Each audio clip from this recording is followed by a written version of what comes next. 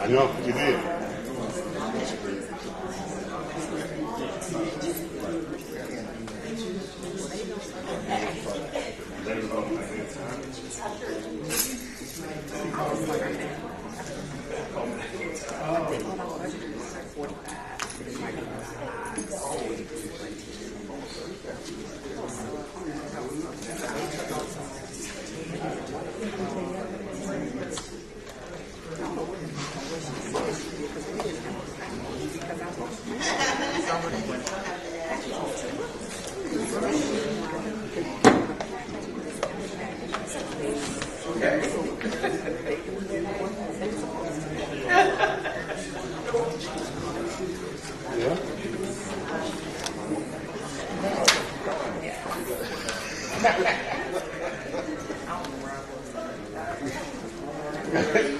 People said, I can yes.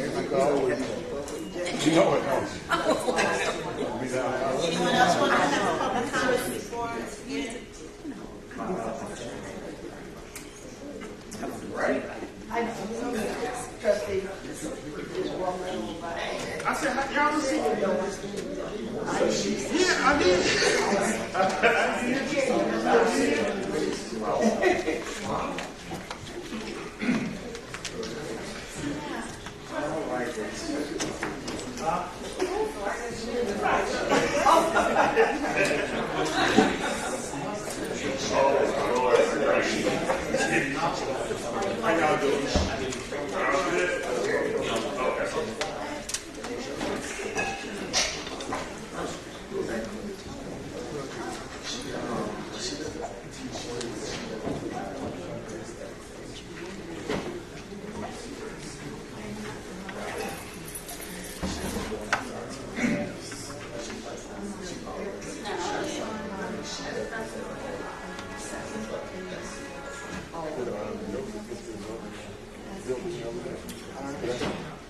Yeah, it's supposed to go on Monday.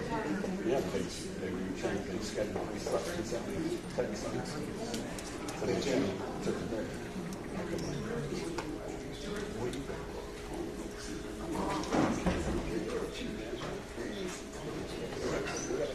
All righty. Thank you, everybody, for coming tonight. We are going to get this meeting started at 7:02. Deputy Clerk, if you could please call the roll. Trustee Sanchez. Here.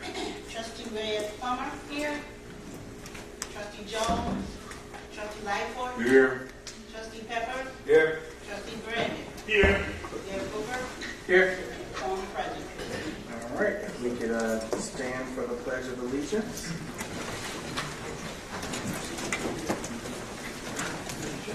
I pledge allegiance to the flag of the United States of America and to the republic for which it stands, one nation, under God, indivisible, with liberty and justice for all.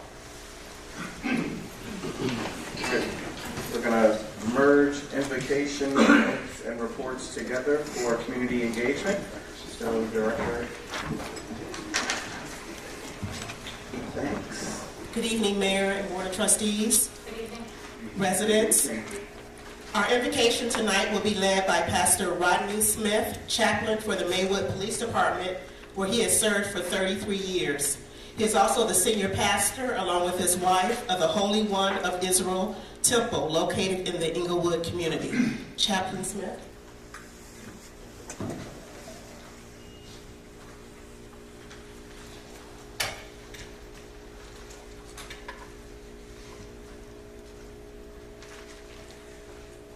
As we get ready to go into our invocation, I want you to think about how God has been good to you, especially this week, how he's kept you, how he's watched over each and every one of you. Let us pray. Father in heaven, as we come, God, we stop right now just to say thank you for all that you've done and all that you're going to do. Thank you for waking us up this morning and then closing us in our right minds. Father, as we come before you right now, we just stop and we say, God, forgive us for our sins. Whether it's been by thought, word, or deed, we ask that thou would forgive. Now, Father, we ask that you would be in this meeting today, that you would lead and that you would guide every decision and every appointment that needed to be made. Father, we thank you for each one of them, the trustees, our mayor, and even the residents that came out. Those that stand in need of prayer, whatever that they may be. We know that, God, that you are a right now God, and that there is nothing that you cannot do. So, God, we praise you. God, we magnify you. And, God, we give you all the praise and all the glory. It's in Jesus' name we pray with thanksgiving. Amen. Amen.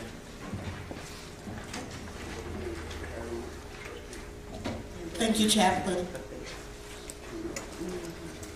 The Village of Maywood would like to extend condolences and prayers to the families in our community that have recently experienced a loss. Mr. Frank Robinson, a longtime business owner in Maywood of Robinson Gas Station and Robinson Tow Service. His services were held this past weekend. Mr. Clearthis Gardner was funeralized on last week. He is a longtime resident and the beloved husband of Eloise Gardner, a retired Village of Maywood employee.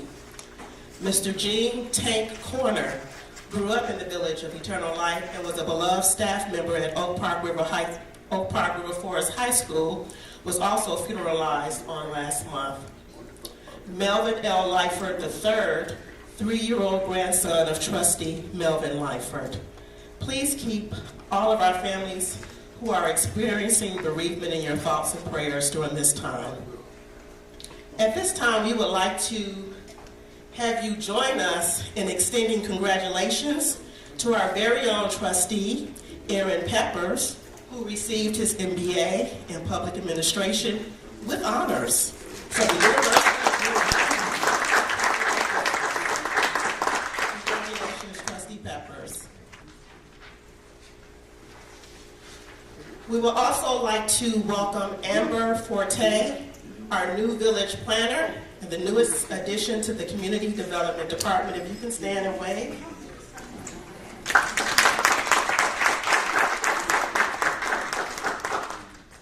We have some proclamations that we would like to read. National Police Week is the week of May 15th through the 21st, 2023.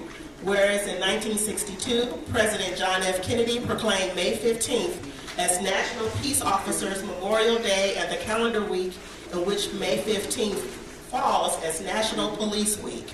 And whereas established by a joint resolution of Congress in 1962, National Police Week pays special recognition to those law enforcement officers who have lost their lives in the line of duty for the safety and protection of others. And whereas the Village of Maywood extends our sincere appreciation to our law enforcement officers and personnel for their selflessness, bravery, and commitment to protecting and serving our community 24/7. And we pay honor and reverence to those officers and their families who have paid the ultimate sacrifice in protecting the Village of Eternal Light and our surrounding communities.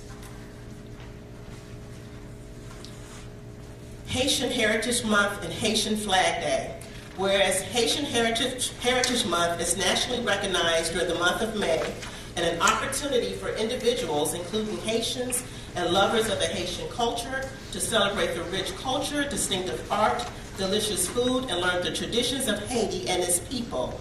And whereas Haitian Flag Day is a Haitian holiday to celebrate the creation of the flag of Haiti during the Haitian Revolution and is celebrated each year on May 18th, which is the anniversary of the date of the flag's adoption in 1803.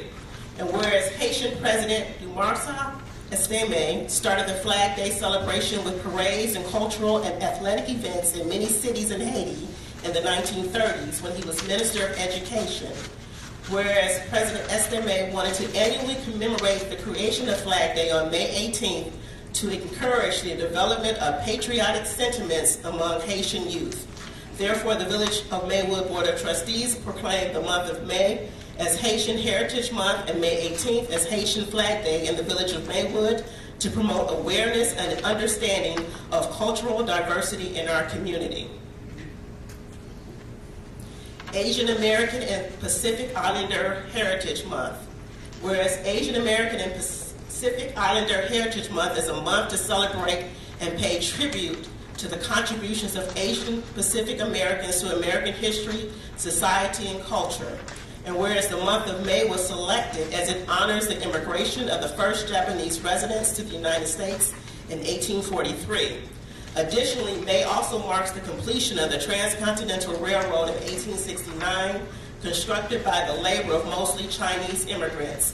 And whereas Asian American and Pacific Islander Heritage Month originated in a congressional bill in June of 1977.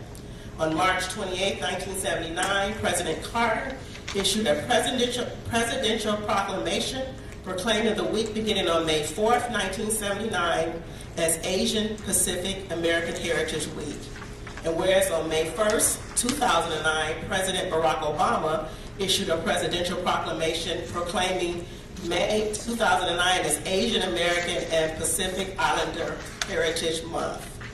Whereas generations of Asian Americans and Pacific Islanders of all backgrounds have been inspirational examples of leaders and trailblazers and have a long-standing history of making significant cultural, economic, and community contributions across the United States.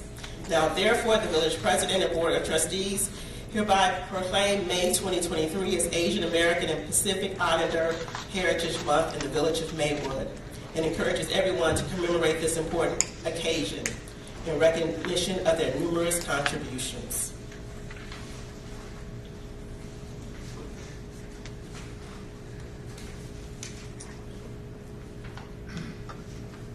We also have some upcoming events we wanted to make sure to announce. The Healthy Maywood West Cook presents Youth Jobs and Resources Community Fair 2023 this Saturday, May 20th, from 11 a.m. to 2 p.m. at the Maywood Park District at 921 South 9th Avenue. Please bring your youth to learn more about available youth employment opportunities in our community as well as summer youth-related programs. The 2023 State of Maywood Community Meeting will be held next Thursday, May 25th from 10 a.m. to 12 p.m. at the Maywood Masonic Temple Center located at 200 South 5th Avenue. Come and hear updates on all things that have and will occur in our village as it relates to infrastructure, public safety, fiscal accountability, economic growth, new businesses, partnerships, and collaborations. At this time, we would also like to say a special thank you to all of our village officials, staff, residents, volunteers, and our sponsors for supporting our annual Village Pride, Village-wide Community Cleanup and Beautification Day on Saturday, April 22nd, which also coincided with Earth Day. We had nearly 200 people in attendance working on projects at 22 different sites in our community. We have a very short video with highlights from the day.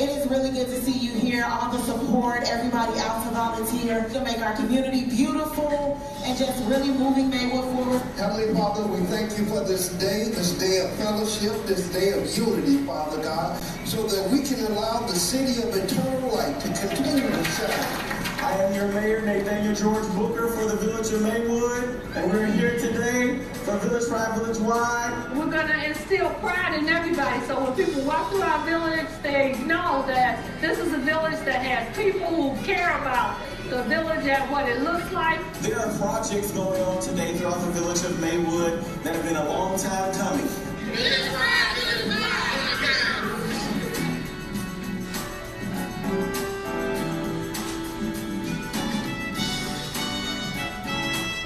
I'm very new on my journey to Black food sovereignty, but this is the place to be. I'm excited to get my hands dirty in the ground and to really help create a vibrant community in this community.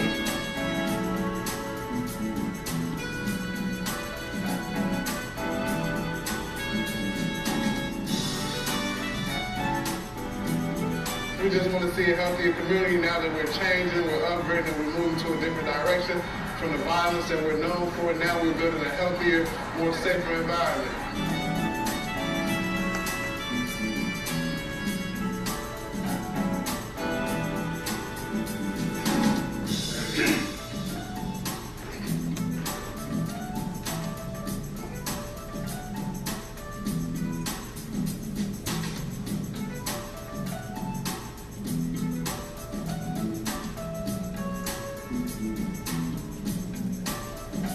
Filling wheelbarrows here at the community center and spreading mulch at the playground. Happy to be of help for the community.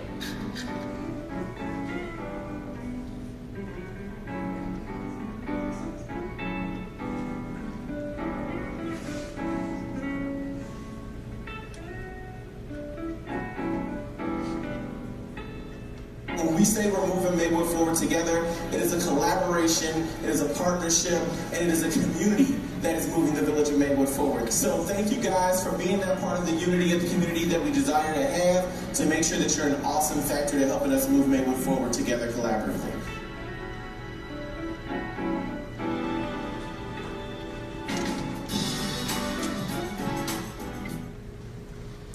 Again, thank you everyone for your participation and support. We will continue to have opportunities where we can beautify our community throughout the year. Thank you again, and that's all of the announcements. Thank you. Trustee Brandon? Yes, I also want to wish condolences to Dina Nelson on the passing of her mother, who passed 2 days ago. Dina Nelson is Maywoodian, long-time Maywoodian. Her mother. She is also a business owner here in the community as well, and always giving back wherever she can. So my condolences to her. I also want to give a special shout out to the individuals who organized the Civil War reenactment event that took place over on 1st and Lake Street over the weekend. I did have the opportunity to attend. It was a great event. I did stay out there a good while to see the different interactions. And I believe that was planned by the Historic Preservation Commission or Committee. I just want to thank them for their hard work as they continue to promote Maywood. Thank you. Trustee Peppers? Yes, I like to give condolences to the best family. Your mic's not working. My mic's not working. Maybe push it in.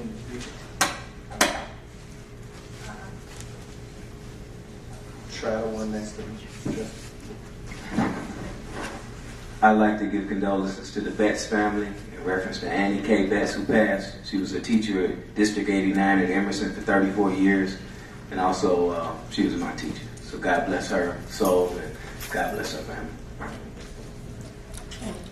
Thank you. Yes, we provided a resolution for the family. And we'll do so also for Mrs. Williams' mother, Ms. Nelson. I'd like to give condolences to my grandson. He lived for 3 years, 2 months, and 1 day. His name was Melvin Leon Lightfoot III, and he was born on my birthday. Pray for my grandbaby, please. Thank you. So one, I would say, if we could take a moment of silence for all the condolences.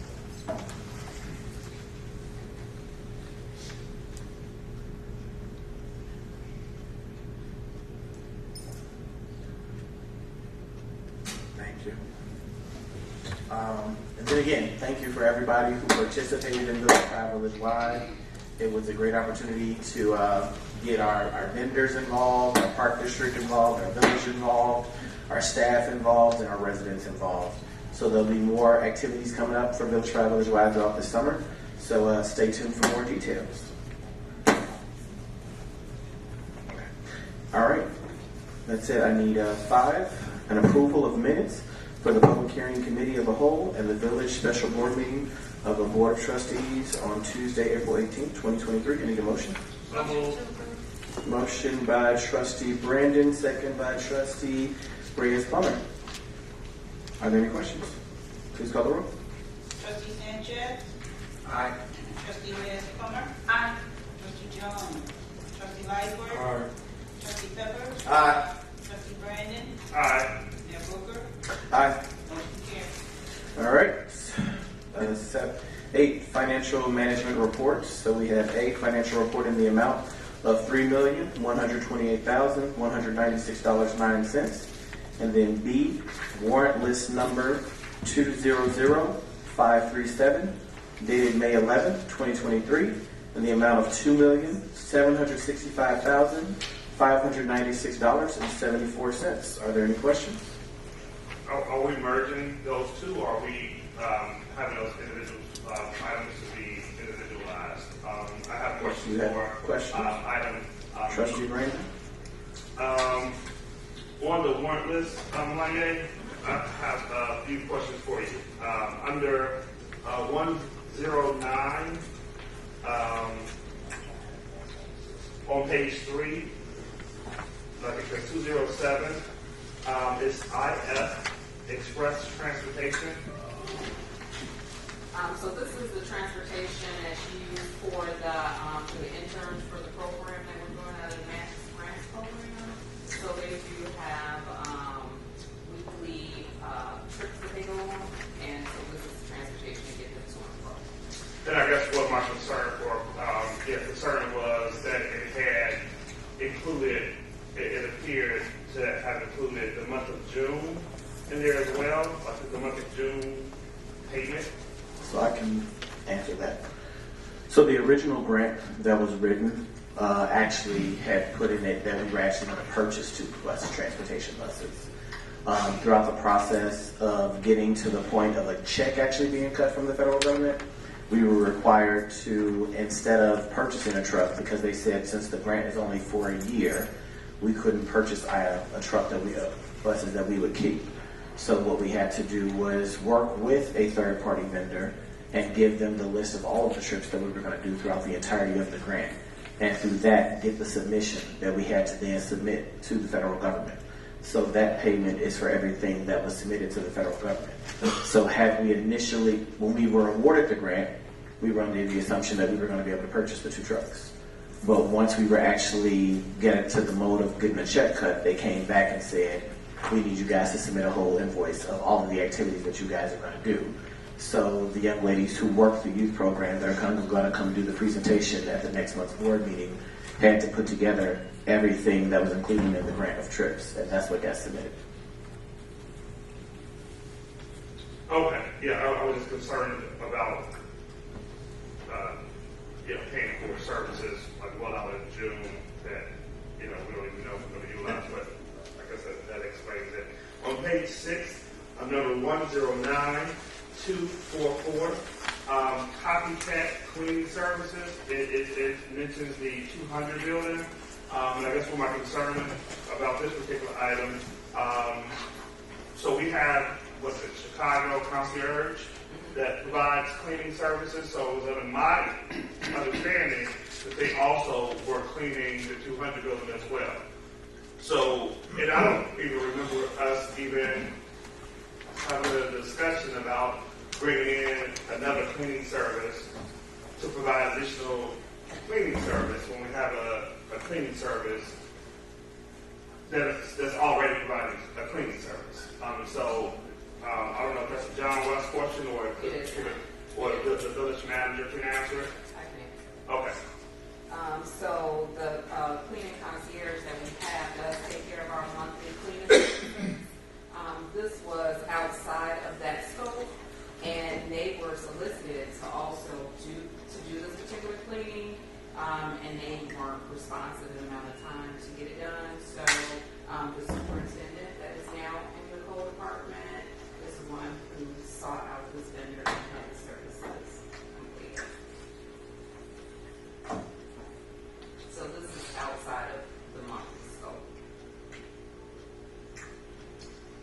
Okay, now, and I'll have to just address that to the village manager, because I do have additional concerns as it relates to, some lies behind that. The next item is on page 14. Well, Trustee, I want to clear it up real quick because you're putting something out there. It's a lot.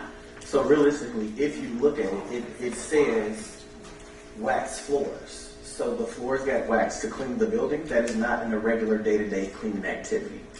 When you look at it, window cleaning on interior and exterior, it is not regular day-to-day cleaning to clean the exterior windows of a building. So when you look at the line item, it's waxing floors and cleaning exteriors. So when you say lie, I need you to clarify that before we go to the next item, because you said it was some lies being No. That's not what I stated. What I stated was I had some additional lies. Oh, lies. Okay. I'm like, wait a minute. No, sorry. What? Not lies. My apologies. I'm like, lies? What are you doing? Okay. Gotcha. My apologies. Okay. Let's on to the next item. Is on page 14, 10935. You know what that is? What page 14? What was the number? 109357.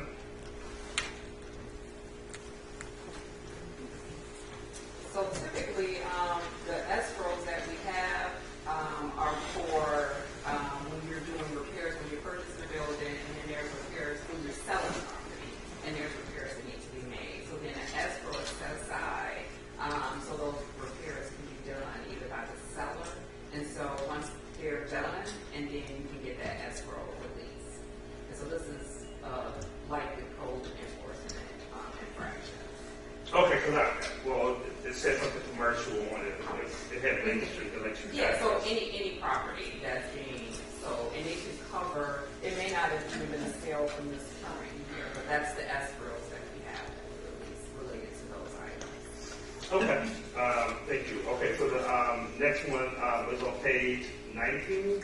The number is 109417, and it's graphic arts.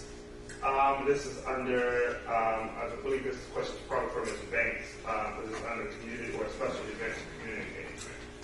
But it don't say what it's for. Which number is it? 109417. And that's on page 19, and it's graphic art. The $360? Yes. I Well, was trying to see what was it for. It says flyers, yard signs, and banners. So that would have been for Civil War Ministry. yeah. Okay, so it didn't have an event, so I didn't know what event they were referring to. Okay. Next one, Maya, is on page 21. The number is 109437. Uniforms? Nope. Trade College Golf Outing. Who was this for? The president and trustee.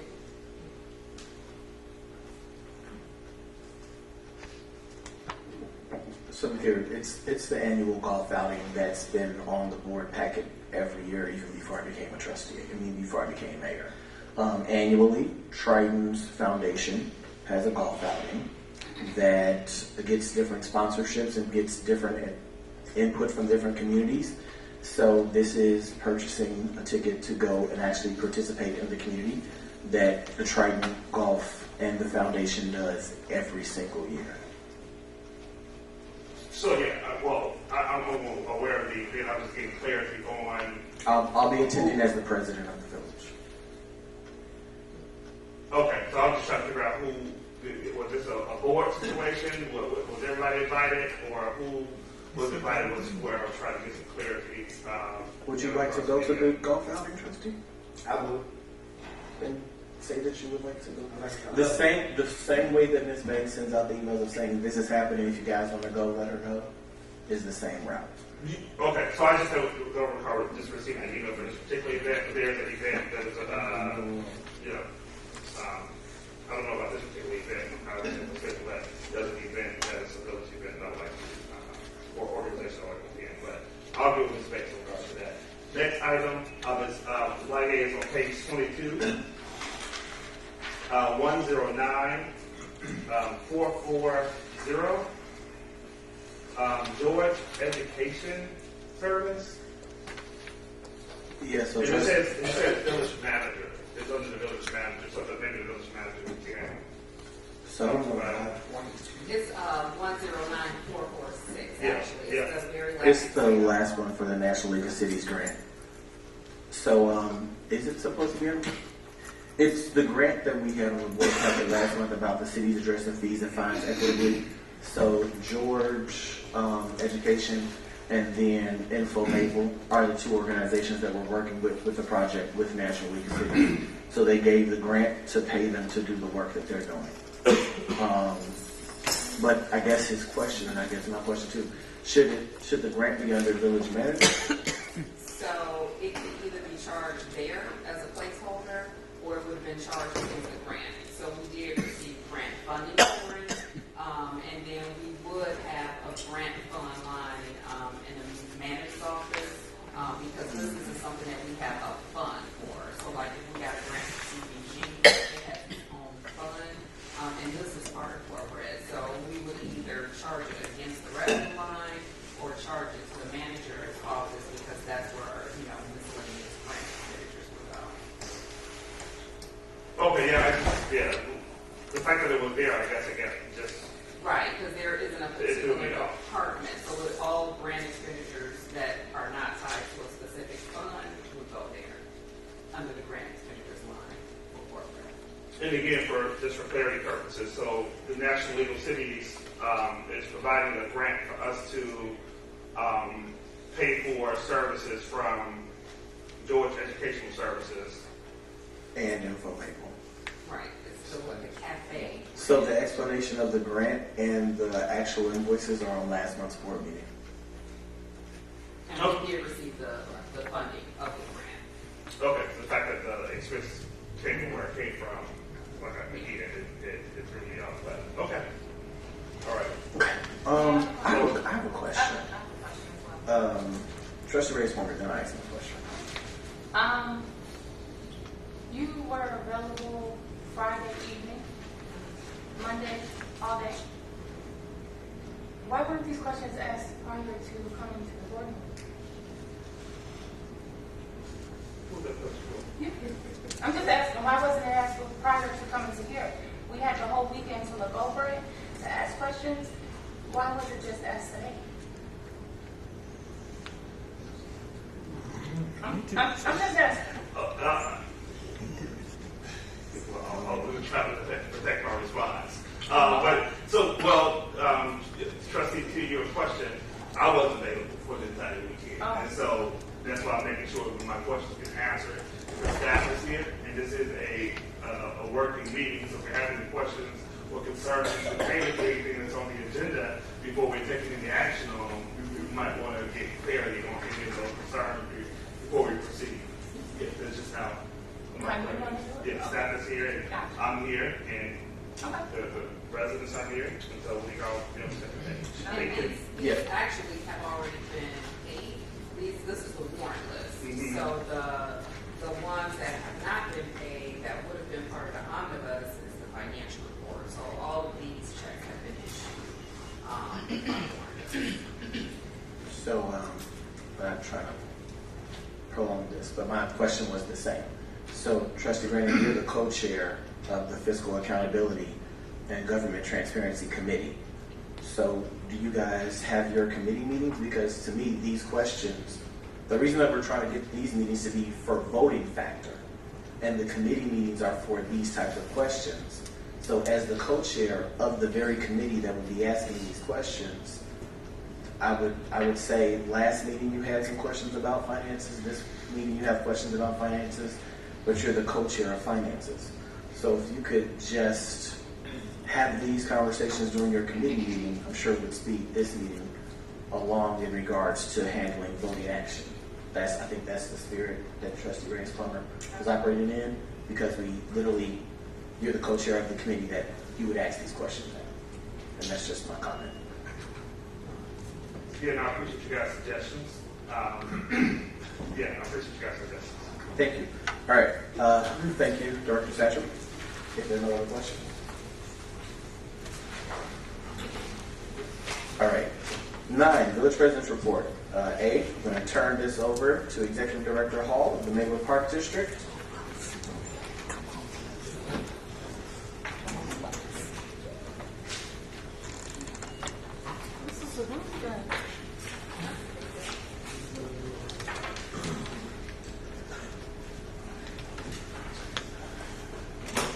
Good afternoon, Board. Good afternoon, everyone. Good afternoon. How are you today?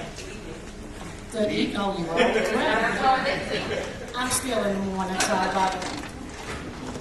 We would like to say thank you to the Village of Maywood Board of Trustees for all of the support that has been going on with the Maywood Park District.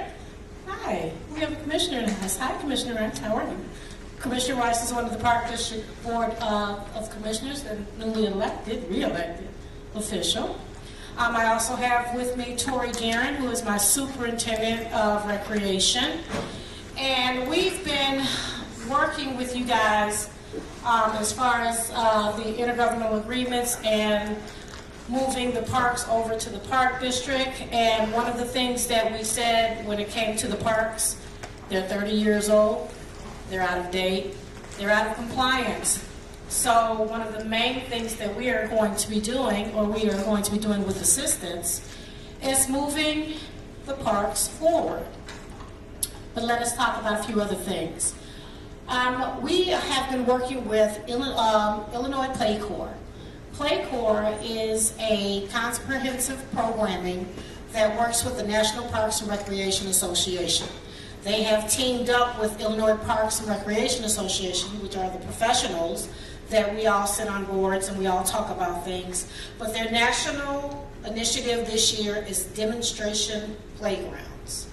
So they've had 3 national meetings, 3 statewide meetings, 1 downstate, 1 in our area, and then 1 up north. And they presented what a national demonstration park system would look like. Now, for everyone that was there, they asked you, are you up for the challenge? I answered, yes, we are. Why not? So one of the things that they do is they give you 6 elements. And each element, every park has to have all 6 elemental components. We have to have our balancing, our sliding, our braking, our spinning, our climbing, and our swinging. As we looked at some of our old park systems, there are some of those components that are missing. So it's our job to make sure that all 6 components are in each and every playground system that we put in play. We have Connor Heist. You guys have heard about Connor Heist. We've been talking about it for a couple of sessions. We have moved forward, and we have new renderings of Connor Heist. Looks better than the first one, huh, Trustee? He was not impressed the first time. I hope this one makes it better. But this is the final rendering. So we will reinvent Connor Heist Park with a 3-court basketball system. 2 courts, the tall courts are high school basketball court compliance. The 3rd one is college basketball compliance. Pickleball and tennis courts are becoming the hottest thing around. So instead of us just having a tennis court, we are actually inventing 2 pickleball courts. And we've already got talks from Oak Park and River Forest that we need some tournaments going on as soon as this playground gets in play. The playground system will also encompass not 1 play area, but 2. Each playground area is age appropriate. There is to the lower west, a 2 to 5-year-old unit, the upper, the 5 to 12-year-old unit, and there's a pavilion. Hear me say pavilion. There's a pavilion in the middle that will be able to engage family events, people, everything. The other thing that we're looking at are the ball field. The ball field is multiple use. So there are currently 2 ball fields in play. We're going to cut it down to 1, and that is because we are making the field universal. If you look at the lower half of the left and the right where the batting cages and the batter's boxes are, the gate on the most, I'm going to say south side, is a retractable gate. So therefore we will be able to do baseball safely, as well as when we need to do football, we'll pull it down where we can do football safely as well. So it'll have multiple use. The circle that's around the walking trail, did you hear me say walking trail, has the pad for National Fitness. National Fitness is something that, a grant that we had received 2 years ago. We're going to move forward with there, and we're going to encompass it into the playground area. So you will also have an outdoor fitness area, and we will be able to do different classes, different workouts, and work with different entities to show outdoor recreation and fitness. 10th Park, we already have one of those units. This is one version of a second unit. The other thing that we're looking at is each park, there's no shade. So in our units, we're looking at what's the shade ability and what else are we looking at besides the traditional units. So we have the bumble ball units, we have the music units where you have the drum sets, and as well as our traditional swings. Waterworks Park. You like Waterworks Park? You know. Waterworks Park will be now our new dog park. So the dog park amenities will go, it is about 1.5 acres. Larger park will be that big acre park for the larger dogs. The smaller dogs will be on the 1/2 acre park. But we'll also have a pavilion that goes between both. So there's a fence that you can either go into the large dog park area or the smaller dog park area. It is along the walking trail, so the fence line will be 4.5 feet tall. So if you have a dog that can jump over 4.5 feet. I do. I have one that jumps 6. Well, hopefully he's tame enough not to do that. Right.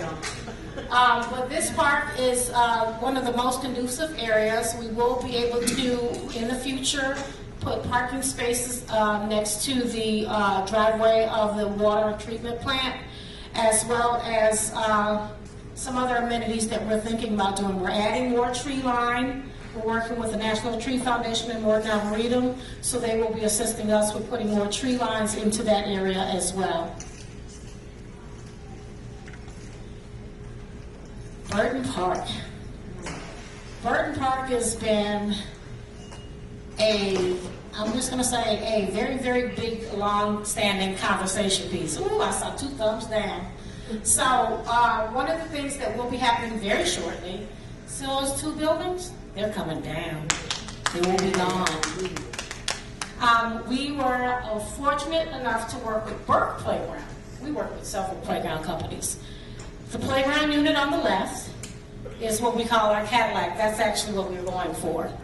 Playground unit on the right is it's a Jaguar, but we like the Cadillac better. However, we have an opportunity to work with both playground units. We'd like to put one in Burton, and then the other one we'll be choosing where it may or may not go. These units are not part of the system that we're asking for today. These units are in addition to the systems.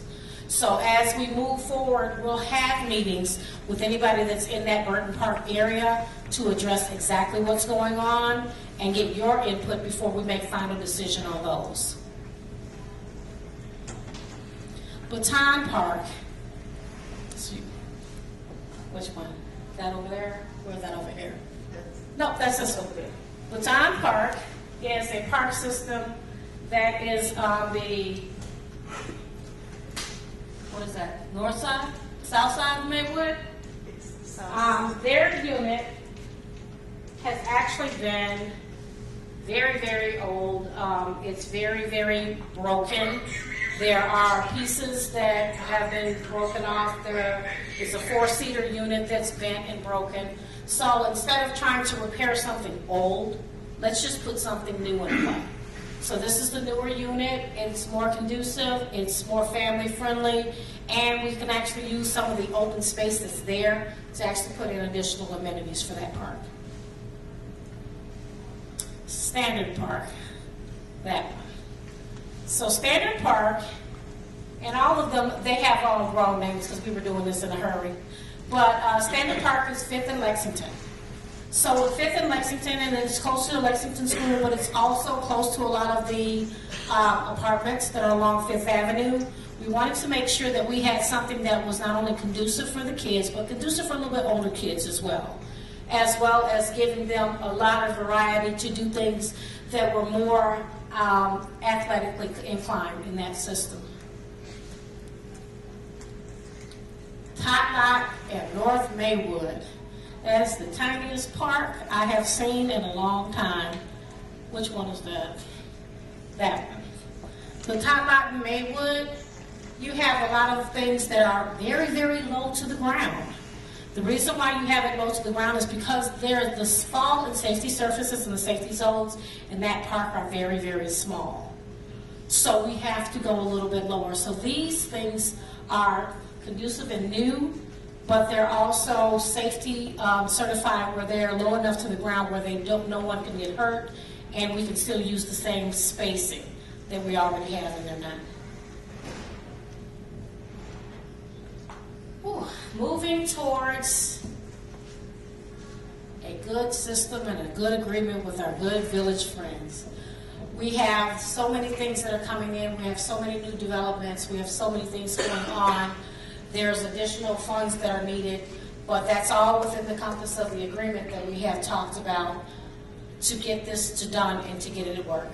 We plan on 2 of these larger projects moving this season. And the other projects, we're going to start diligently getting it done from the fall all the way through the next spring so we can have new systems. We plan on having at least 4 to 6 ribbon cutting ceremonies so you guys can come out and visit us in each and every park so we can all say, hey, we did it. We finally did this. We took it, a 30-year-old system, and we brought it in, and now we can be known as a national demonstration site. We've gone from out of compliance, in compliance within 12 to 14 months. We have summer programmings. Our summer programmings are in, up, out, and ready to go. Summer camp is already in play. You guys want any information on summer camp, feel free to talk to me, talk to Ms. Torrey, go on our website, it's being revamped right now, or call into the office and they'll give you all the information that it is about summer camp. Our gardening program actually starts this week. Our master gardeners will be out. We've already started our hydro garden stuff, and we're getting all our planting boxes ready to go. Anybody that works with the gardening program, anything you grow, you take. We don't do anything. We give more things away than we keep ourselves. And for every child that we teach, we have that child go home with whatever they harvest. They take that home as well. Our Lumini program, we've been working with Lumini in the Illinois Youth Build program. Their summer season is coming up. A part of their summer Lumini program will also be a GED program. So the Park District is now a registered GED location. So we do have spots if anybody needs a GED program. They can come through us. They can also work with Lumini, and we can move them forward as well. We have scouting that's out, that's been here, and they're growing as well. DLD for Youth has been the great program that we've been teamed up with at the 200 building. Career Life Readiness has been an anchor for us on a lot of different levels. Cheerleading, Flames Cheerleading has just started. It went from 0 to 30 in 2 days. So we want that to continue to grow as well. Open gym we have at the 200 building. Beer and barbecue. I've had this approach to me about 4 years in a row from everybody on 17th. So since we already have a fast pitch softball league that's already on Sundays at 1st through 4th, the guys asked, hey, if we can come up with the teams, will you sponsor? So we're thinking, we're going to work with Greg on this one, with Beer and Barbecue League and spit out some challenges to some of the communities, some of the neighborhoods, some of the businesses, police and fire, see if they want to join us to having some good fun on the weekend when we're available on a Sunday. Summer Acolytes is also a part of the summer camp programming +2. The Summer Acolytes focuses on a lot of academics. We have lost so much time because of COVID. Kids are still behind the 8 ball, so we still will have tutoring and homework and things to keep them progressively at level so they don't lose so much time during the summertime. Our Senior Wednesdays have now become Senior Everydays with our lunch program. Every day we have some type of activity. Every day we have free lunch for anybody that wants to come in, fill out the form, and come in and get a hot meal and have some fun and do a different activity. Our Senior Bowling is also something that's come back out, and we started out with about 6 or 7. Now everybody wants to go bowling on Thursdays. We are in need of lifeguards. The aquatics program officially started last week. So we are looking for students and or adults who would like to be lifeguards. We have the certification training classes. We have an on-staff certified trainer that will take you through the process. And we will be also doing not just the certification for the training of the lifeguards, but certifications for the training of instructions for water safety programming as well. So that will be available to anybody and everybody that's interested. Call up to the park district and we'll give you the details. But our summer swim will be Tuesdays, Wednesdays, and Thursdays from 4 o'clock to 7, and Saturdays we'll have it from 11 to 6. We will have swim classes from 11 to 2, but those are going to be more towards daycares, day camps, swim programs, and senior programming. So those programs will be also out and available, and that information will be coming out on June 1st.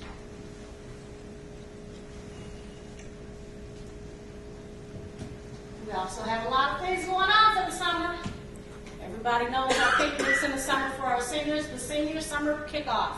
It's live music, good food, barbecue, and good friends. It'll be from 1 o'clock to 4 o'clock on June 7th. We encourage everybody to come out and have some fun. That will be at the Central Area Campus on 9th and Madison. Inflata Fest is what we do, is the beginning of our summer kickoff for kids. So when I say Inflata Fest, I mean any inflatable that you could possibly think of will be on site. We'll also have a lot of different organizations and programs that will be available for kids and adults for the whole entire summer. So feel free to come out, come get some nice hot dogs, because you know all we do is hot dogs. Maybe. But we have different inflatables for anything and everybody. Now, my favorite is getting into a joust pit. Anybody want any takers? I know somebody wants to knock me off of the joust pit. I'm pretty sure. Outside of that, we have our Wind Down Wednesdays that are back in season. They're going to start on June 14th. We'll do it twice in June, twice in July, twice in August. Our movies in the park. The first parks will be Central and Bosco. If there's a lot of a windfall for those, we will continue those movies as the summer goes. And our locations are a little bit of everywhere. Mark your calendars. May 26th, the Park District has teamed up with GenCare to go see The Little Mermaid. We have about 30 more slots left. Anybody that wants to go, they can just come to the Park District, sign up. We're all going to take the trip over to Chicago, North Riverside Mall for this one. We do have 2 more trips that are coming up. One trip is to Michigan City, one is to Shipshewana, and there's another one that he wants to go to, and it's a casino in New Buffalo.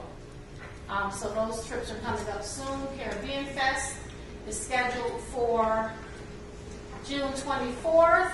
We also have our fishing derby, which we go every year. It's June 15th.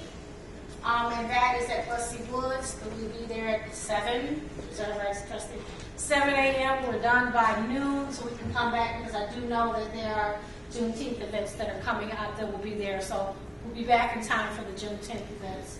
This derby is something that they do annually. Inspire Fest will be July 29th. Back to School Community Health Fair. The intention of this health fair is to make sure that we have enough resources for people who have kids that need physicals, shots, any type of dental, any type of vision, all aspects of health, not only just for kids, but for seniors as well. We'll also have a lot of the healthcare network agency people there, a lot of physical fitness things there. Loyola's going to be there teamed up with us as well. And we're working closely with the Illinois Department of Human Services on all aspects of what we're doing for that festival as well. And then, of course, top us off, Maywood Fest, September 8th through 10th. Lineup starting to formulate pretty well, don't you think, man? We do. So we'll be giving you guys out the announcements on who's coming and what the lineup's going to be real soon. So, we thank you for your support. We are still in pursuit of our excellence. I'm still going after that gold medal. It's going to take us a while, but you know, this national demonstration site does help us some. So we are thanking you for letting us present and letting you guys know what's going on, and we'd like to make sure that we keep you guys in the loop. Ms. Hall? Yes, sir. Thank you, Director Hall. Thank you for Maywood Park District for a very informative presentation. Trustee Brandon. Thank you. So at our last meeting that we had, and I received a report from the village manager as well. And so he thought it would be a good opportunity that, since you were coming, and the mayor suggested it as well at the last meeting, that you would be here in regards to getting some clarity on where we stand in reference to the transfer of the parks. In the manager's report that he provided us last week, it was stated that there are some issues with some deeds. And so for me, being a sitting elected official on this board, it's still very much cloudy in regards to where we stand with the transfer as far as phase 1 and phase 2. And so I know in the manager's report he stated that since we will have everyone here, yourself, including Mike Jerusik, that this will probably be a good time to ask the questions. And so since I have you here, from your perspective, what do you think is holding us up in regards to following through with the agreement that we set as it relates to the transferring of the parks in those various phases, phase 1 and phase 2, and what parts are we having some challenges with, according to, again, what was stated in the report from the village manager as it relates to some issues with deeds. What parts are we facing issues with deeds with? How many of those parts? And if do you think there's a way we could work around those parts that we maybe having some challenges with the deeds to effectively proceed on what we collect, what our boards, as well as the village manager at the time and yourself sat down with to put in just the time and Senator Lightfoot was there to hash all of this out. It just seems like we're still stuck, and so I just wanted to see from your opinion, and then be able to hear from the village attorney to be able to merge this together to bring some clarity on where we are as it relates to the transfer over of the parks. And the village of Maywood holding up this end of the bargain with what we stated we were going to do within that agreement, which was to pay up to $100,000 based on the needs of the parks within both phases. So if I can get some feedback from you. Okay, so as far as the deeds of the property are concerned, right now the ball is in the court of Attorney Jerusik. From what I do know, that there were a couple of like Russian 2 at Connor Heights that needed to be addressed. Yeah, it had a couple of things over there. That was the only one out of the first phase one that I knew had any issues. That's the last thing that we knew was going on. As far as I know, although it's been taking longer than anticipated, we are still moving forward with that transfer of properties. It just took us a little longer, and please understand, COVID hit, so a lot of things were delayed because of that. So as we move forward, we are still anticipating everything being transferred over. It's just taking us a little bit longer due to some of the legalities that have to happen with the transfers. So as far as the park district is concerned, we've done what we need to do, and we are just waiting for the move forward with the village at this time. So you guys are waiting on... So trustee, we talked about this at a couple of board meetings before. The issue that Attorney Jerusik has communicated to the board on several meetings is that there were some deed issues to go through the transfer. The transfer paperwork has to go through the state, has to go through multiple different levels. There's nothing actually holding anything up. That's why we're here tonight. If you look, when you say you want to hold up our end of the deal, on the omnibus agenda, it's us holding up our end of the deal. The $200,000 that we agreed to is on the agenda tonight, which is why the Park District is here to present. So nothing's being held up. They have the opportunity to have some grants matched so that we can get these parks installed. The process is going through legal. The transfers are being done. We're literally talking about 5 to 6 new parks next summer.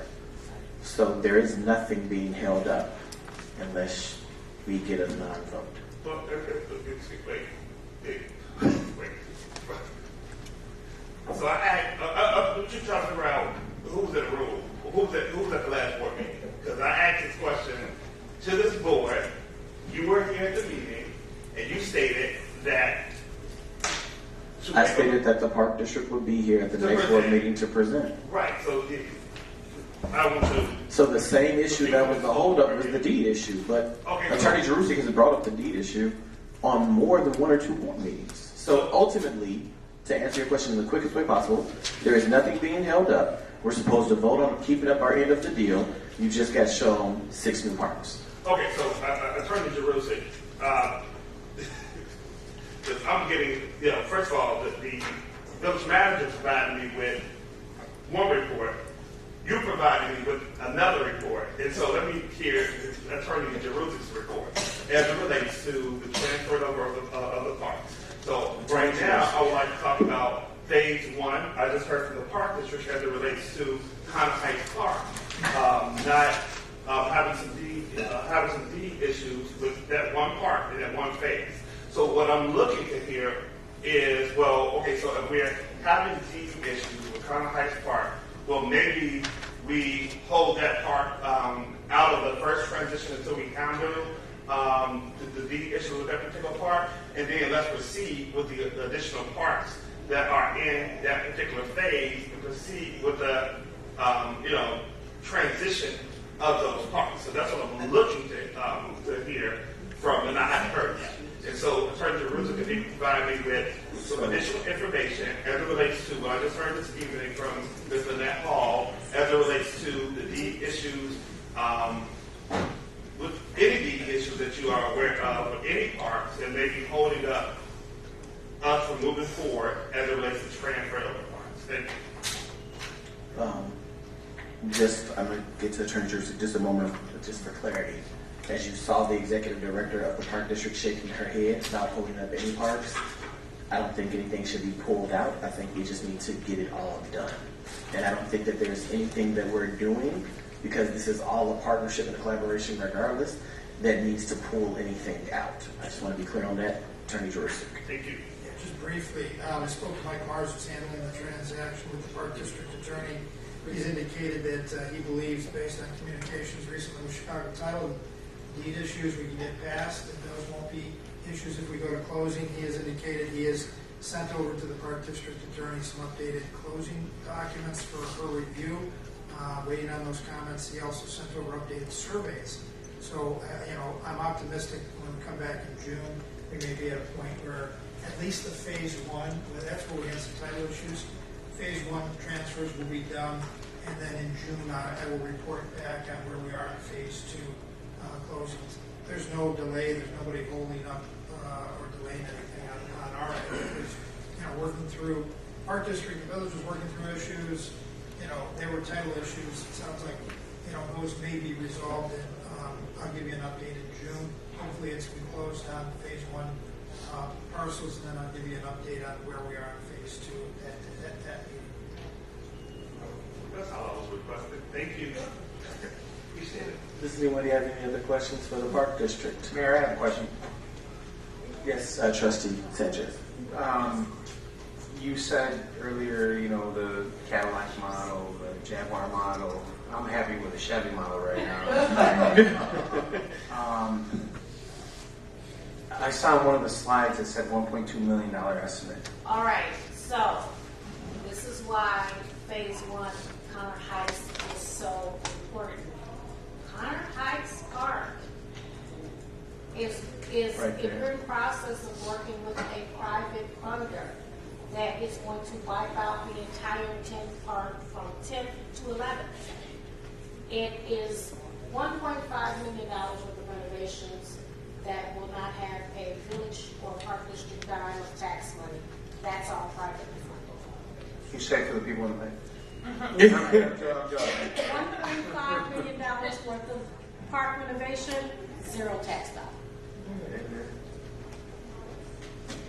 And then the other ones will. The other ones, this The is grant what we're match. working with This the is grant the grant funding match. to the match, yes.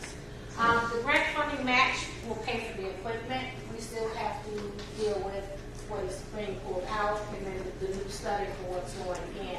You got But, hey, if we have a grant match that will give us this much equipment, we're going. So we'll deal with that next year. Cross that bridge. Yep. Thank you. All right, are there any other questions for the Park District? Trustee Peppers. Just with the dog park, I know you said the 4.5 foot gate. And we pray on the 6 foot gate. I have dogs that walk over. Yeah. I have Yeah. Gates can always be interchanged. So if you were looking at a 6-foot gate, then I'll go back to the page and I'll say, hey guys, I'm looking for a 6-foot gate. Now, it will change the price point. Yes, sir. Okay. Did you Say- say the trustee said that's say- okay? say first. Say less. So, Mayor, since you all said that means is that the village board is going to get the 2 feet difference calls. so, I mean, since you say Hey, if we save the baby if you get bit, it will work. But as far as that is concerned, it won't change the scope of the work. It will just change the height of the fence. Everything that's in that park is still interchangeable. Everything will work. The only difference would be just get a higher fence. I'll put that in the notes, and I'm gonna put the trustee Peppers requested 2 extra additional feet on the fence line. So when there's a re-request, it's there. We don't anticipate a re-request. We don't know, but we'll keep that in mind. Thank you. I have one last question. Trustee Sanchez. Connor Heights has the softball field, and then I saw that it had an area for football. Football/soccer. So it would be. You'll have the football posts and touchdown. All of that's going to be pulled out and brand numbers put in. Thank you. Let's give a round of applause to the Maywood Park District.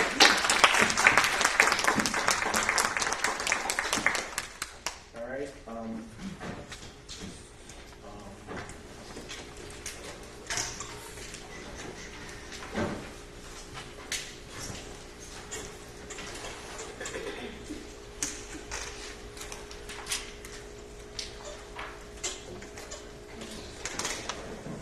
Okay, everything else under Village President's Report is for information. Either of the trustees have any of the line items that you would like to discuss? All right, hearing none, we'll go to public comment.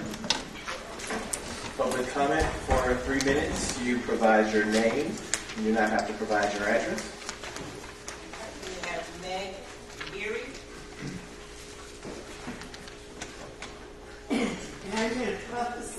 I have one kid, so it may take me longer.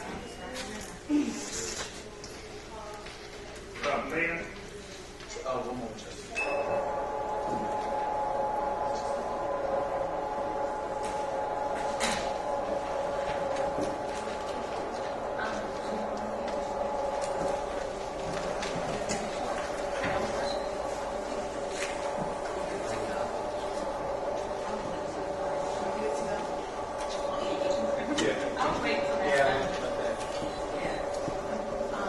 I'm Rebecca Deere.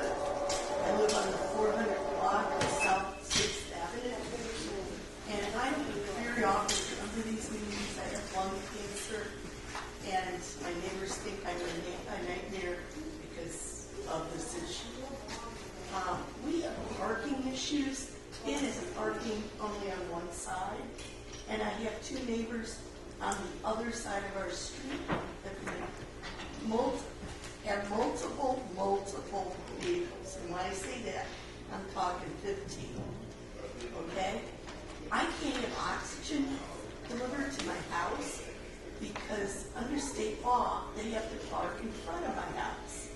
But we can't because I have Hispanic neighbors who refuse to let anybody else park on their street during the day. So I know that's a weird thing, but they don't even allow us to get washed. The street washers, they don't get ticketed. At night, I had 5 cars 63 days in a row parked in front of my house. Not one ticket, not one police. When I call, the police greet me with, well, we'll get to it. I know it sounds crazy, but I do have terminal lung cancer, stage 4. I do need to have people come to my house. Under Illinois law, on the grant I'm on, they can't park in my driveway. They have to park in front of my house.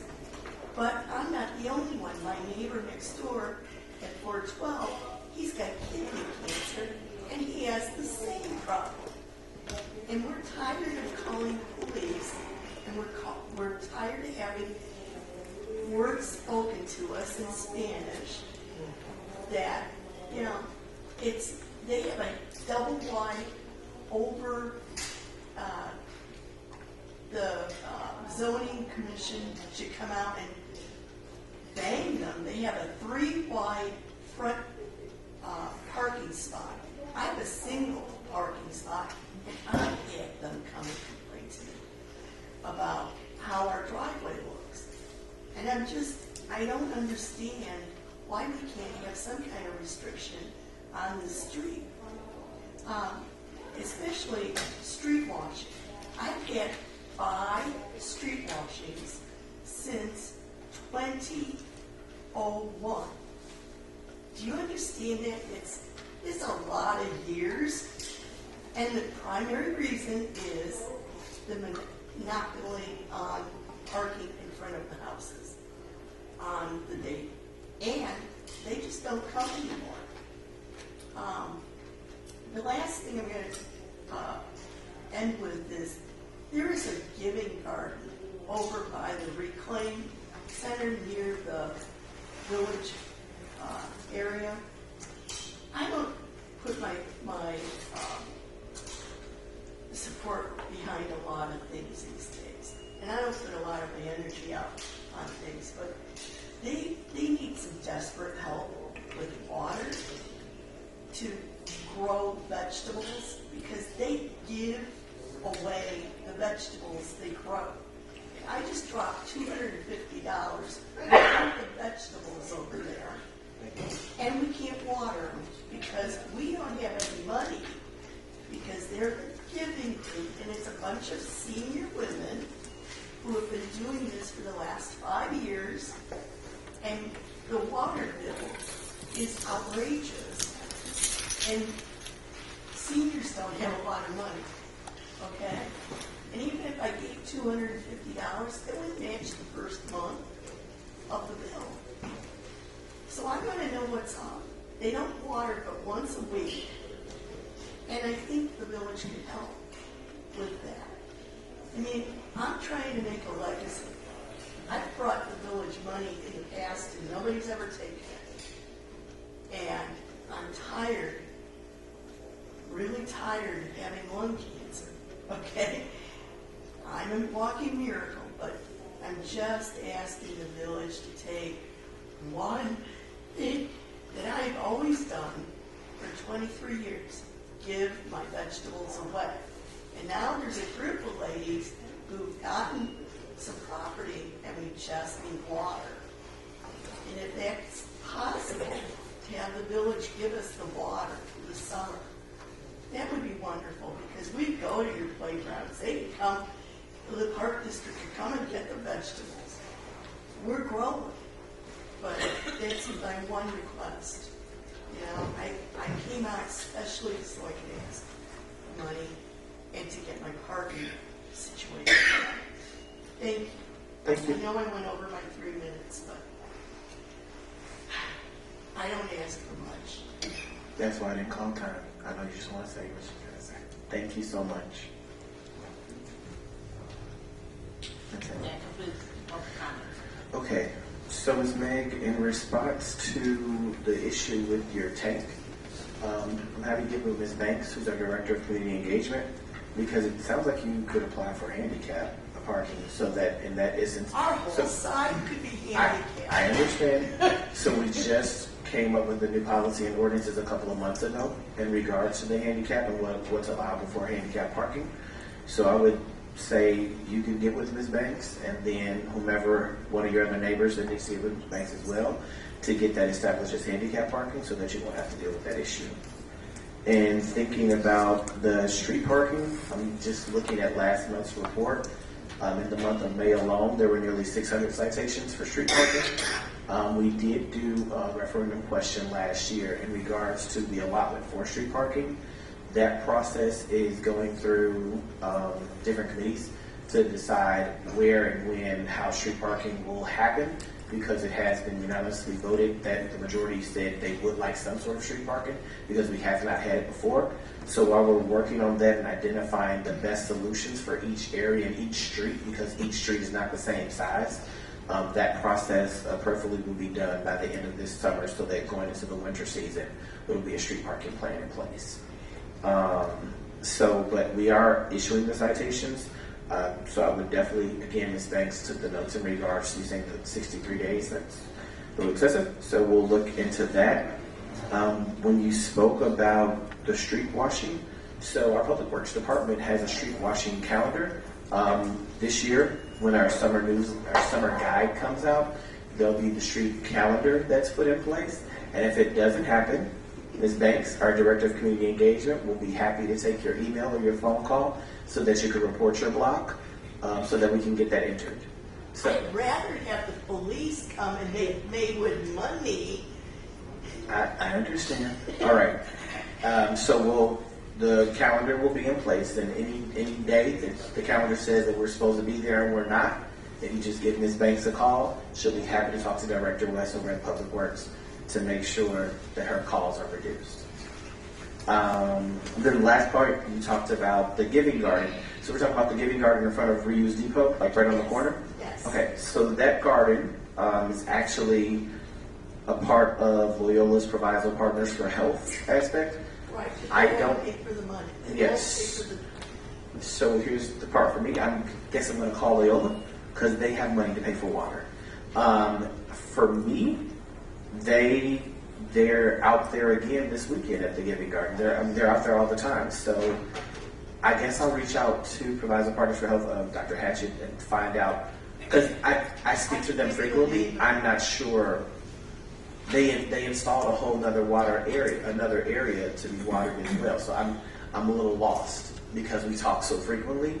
But if there is an issue in regards to some water costs, I know Proviso Partners for Health has gotten some grant funding. So I'll reach out to them and find out more of what that's about, because that, until you just said it, that wasn't a thing for me, and I've spoken to them 3 times this week. So I'll look further into that. Okay? All right. Okay, so that completes public comment. All right, 11, Village Manager's Report. everything under the village manager's report is under omnibus agenda. Unless there are any questions. We do have a presentation in regards to an update on the moratorium. And with that update on the moratorium, it's just a presentation. We'll have questions, and then we'll have the next 30 days to have conversations with community development. And then ordinance and policy will have their committee meeting for any edits, updates, and changes. So trustees, if you could get those changes to the trustees for their committee meeting, that would be great. Angela, or Director Smith? Trustee Brandon, you had a question? For the village manager, yes.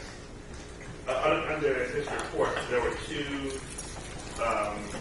items I had questions pertaining to. Well, one of them was a question, one of them was just pretty much a statement. So the first one was pertaining to, so we hired someone for the work in the community development, not community development, community engagement, the department. Is that, and I guess my question was, is that being paid out of the grant? Oh, no. Are you talking about the interns? No, I think you're talking about the 16,000 that you saw. That's just Alexandria, who works with Police and Fire Commission. So the Police and Fire Commission budget line item that you saw is the representative who's the secretary for the Police and Fire Commission that just falls under the community engagement department, because community engagement helps with all the committees and commissions. If that's the one that you're talking about. No, in his report, he specifically mentioned that someone new was hired. So in community development, we had the planner position, which we introduced Amber tonight, and then we also have an intern that we recruited from UIC, I believe, and that particular person will come in for the summer. That one will be paid by village funds and not through the grants. So if there's any confusion about that is not a grant paid position. This is a position to assist the community development department and do some various projects with them, because we still are without a GIS person. So this will help fill that gap. And then I believe the people that are referring to in community engagement are, and I'm so sorry I don't remember the names of the that are working out of the 200 building. And we did receive other funding to help us offset that. So I guess the question is, trustee, what are you talking about? Well, so it's specifically again for community engagement. It says that someone was hired in community engagement in the manager's report was my first. Maybe. Was that individual paid out of the grant? I'm just trying to figure it out. Is this in regards to the Black Men United and the Safer Foundation? Because of the two of those are grants. So there's 10 gentlemen who work through a grant from the Black Men United, and there's 10 gentlemen who work through the Safer Foundation, and those would all fall under community engagement. But there's been no new hires. So I'm trying to help you with your question. No, there's literally no new hires. No, I was just pulling out what was in this report. And so, as I said, again, community engagement. But my follow-up to the matter, while he was looking for that was a memo from Jerusalem in regards to this program that you had underneath the mayor's report. It's on the omnibus agenda for Alternative Schools Network. Jerusalem stated in his memo that the village manager authorized for him to go forth to establish that agreement. So I'm just trying to get some understanding on that item as well.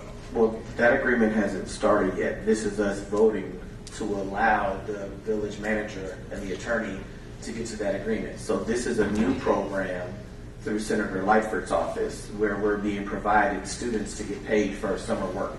So within the summer work job, we have the agreements done with Black Men United. We have the agreements done with Safer Foundation. We have the agreements done with the African American Christian Foundation. But this specific agreement, Attorney Jerusalem would like to see that same type of language that's in the other agreements. So it's just us authorizing so that we're not delaying the program from starting because the program needs to start now. We don't meet again until June. What we're authorizing tonight is just for them to work together to get this alternative schools network, which is the summer youth program, going. Right, and I understand all of that. I guess where my concern came in was in regards to, I guess, the manager. If I can, I think I know where you're going, and I don't want to interrupt you, so if you wanted to complete your thoughts. Sometimes the way those memos read is it will be my recommendation that it move on to the agenda for consideration. So it's not necessarily that I would be recommending that we move forward with this. It's been presented, and I'm recommending that it gets to the full board like it is tonight for it to be reviewed, and in this case, it will be on the omnibus to be voted on.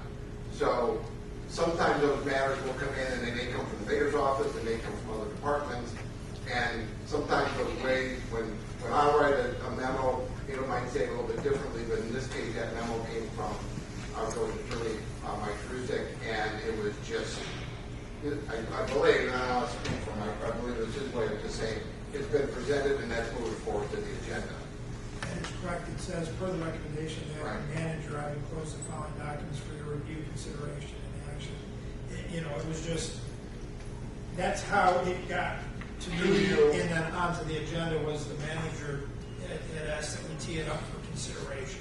The manager did have a separate memo saying, I recommend it. It's being presented for the board to vet, to make a decision on. And if it does help, on a monthly basis, when we do have our meetings, we have a process and a routine where matters will just come to me, in this case, and then I will forward them on to the attorney's office so that they can do their proper review and preparation of whatever needs to be placed onto the agenda, and then it works its way through that process and eventually gets to where we are tonight.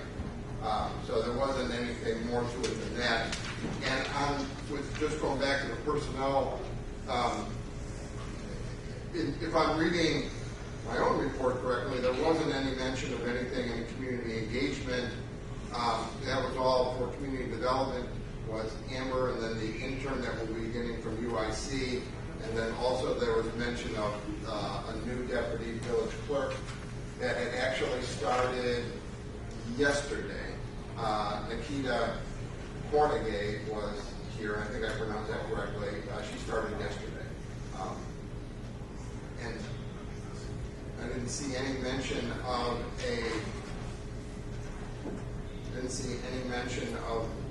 grant funds for any village. Okay, and this is not really even a question, but it's my last thought on something that I read within the report in reference to the, I guess we're interviewing for the assistant village manager position.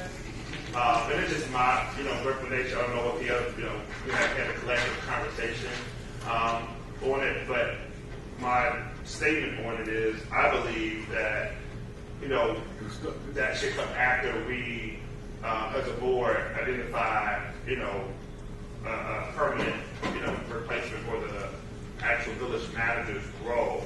And once we have solidified that, then the process probably should proceed in regards to that process. So, trustee, just so we're clear, this board has already unanimously, you included, voted for Jim's contract to go through the end of the year. So we're 7 months out. We voted and added the budget line item for an assistant village manager when we did the financing, when we did the budget.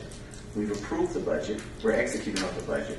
So the current contract that we have for the village manager is still good for another 7 months. We should not wait 7 months for a position that we identified within the budget that we needed to add.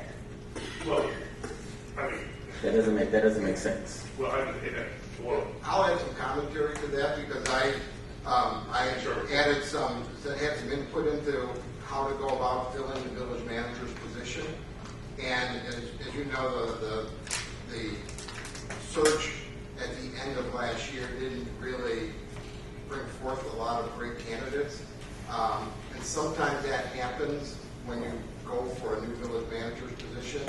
Sometimes you'll find greater success going the route of bringing in an assistant that has all of the education, maybe not quite as much of experience and sometimes baggage as some of the village managers may have. And this may be the opportunity for you to fill that village manager's position, maybe even sooner than the end of the year, but you can bring somebody in, see how well they can do. They have the energy and the commitment, the education to bring a lot of good things to the community and to the village. So it's another way of trying to end result fill that position. It's just going about it in a little bit different way. And I have seen it work in other communities, and it just seemed like it would make good sense to go that route. We're doing the recruitment in-house, so we don't have any expenses to talk about, and then we can see what kind of results we can get back. And that's just my commentary and opinion on it, is just a way to try to fill the position and bring somebody in that has commitment to the village. And my last question from me. Yes, trustee. And I know we moved through like your report in a fast manner. I had a question pertaining to in your report you had. I guess I'm just trying to figure out. We're gonna have a conversation about that. I guess probably maybe after May 30th. That's when we'll have a conversation about it. But you had under your report committee assignments. Well, committee assignments. So are we planning to have a collective conversation about that part of your report? So you want to move that and talk about, you want to have that as a collective after we do the swearing? I think that would be appropriate if they That's do. fine. Okay. Appreciate that. Yeah. Okay. Thank you. That's what it's for. Conversation. All right. Dr. Smith? Get to on April 25th, we convened a public hearing. That public hearing was continued to May 9th, and we went into the zoning updates. This evening, you will see before you the results of that public hearing. As you review and as our consultant Camaros comes forward, Ms. Arista Sanchez comes forward to briefly go through these amendments, that you pay close attention and remember that this is updates, the zoning updates. And they are pointed out, and the business regulations are overseen, of course, by this board. And so we need to just pay close attention to that red bold, because these are the areas that affect the business regulations. With that, I will bring up Ms. Arista Sanchez, and she will briefly go through the amendments and some of the processes that we went through in order to bring to you the zoning update. Thank you. Well, good evening, everybody. Thank you for having me. As Angela indicated, I'll take you through the amendments that were proposed, as well as what the Planning Commission, ZPA, decided were their kind of recommendations for any additional revisions. As you are well aware, as the issuers of the moratorium, we were looking at a few specific issues, things related to things like barbershops, hair salons, tobacco shops, and these are all kind of both requiring a zoning amendment to the zoning code, as well as Angela said, the creation of other modifications of some of the existing permits. This scary list right here is really, when you start to look at the zoning aspect of things, you're really looking at a change in the way uses are handled. This has really been the focus of these amendments. And I will go through and explain each of these, but you can see it's a group of about 6 categories for that definition, in order to make it clear the distinctions between the two, and that they don't get, microblading doesn't get looped into that. You can see here the proposed permissions. Personal care establishment being allowed in all the commercial districts. The other 2, commercial services establishment, that is through old personal services establishment, permitted as it was. Body art establishment as special in the C3, again permitted as that was currently. For live entertainment,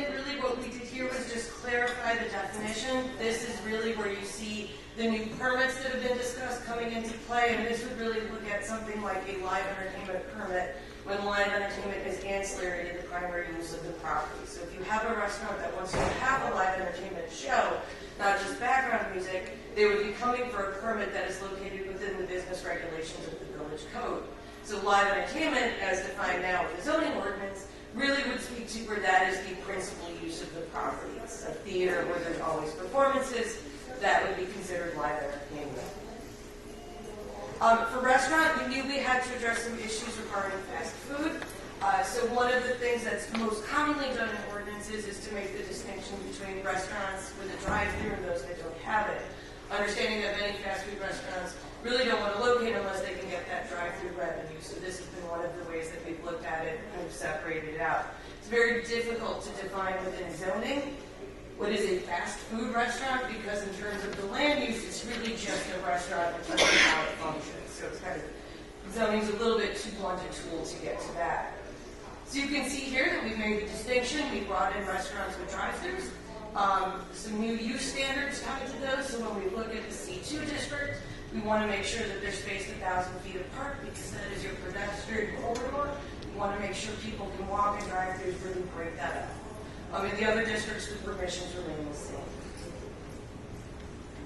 The other one that we added, which is kind of in the restaurant category, but is kind of a new thing that's coming in, is the video gaming within a full-service restaurant. This use, trying to make sure that we clearly identify where this can be located. You can see here there's a whole series of use standards tied to it. Again, there's the separation of 500 feet from each other. At the previous public hearing, there was a recommendation to increase this to 1,000 feet. That's what we see in the blue there. And this is really working with it as a full-service restaurant, how that is defined. Mayor? Sorry. Can we ask questions when I go along? It's however you guys would like to go. Question about the gaming machines that are gray area gaming machines that are not yes.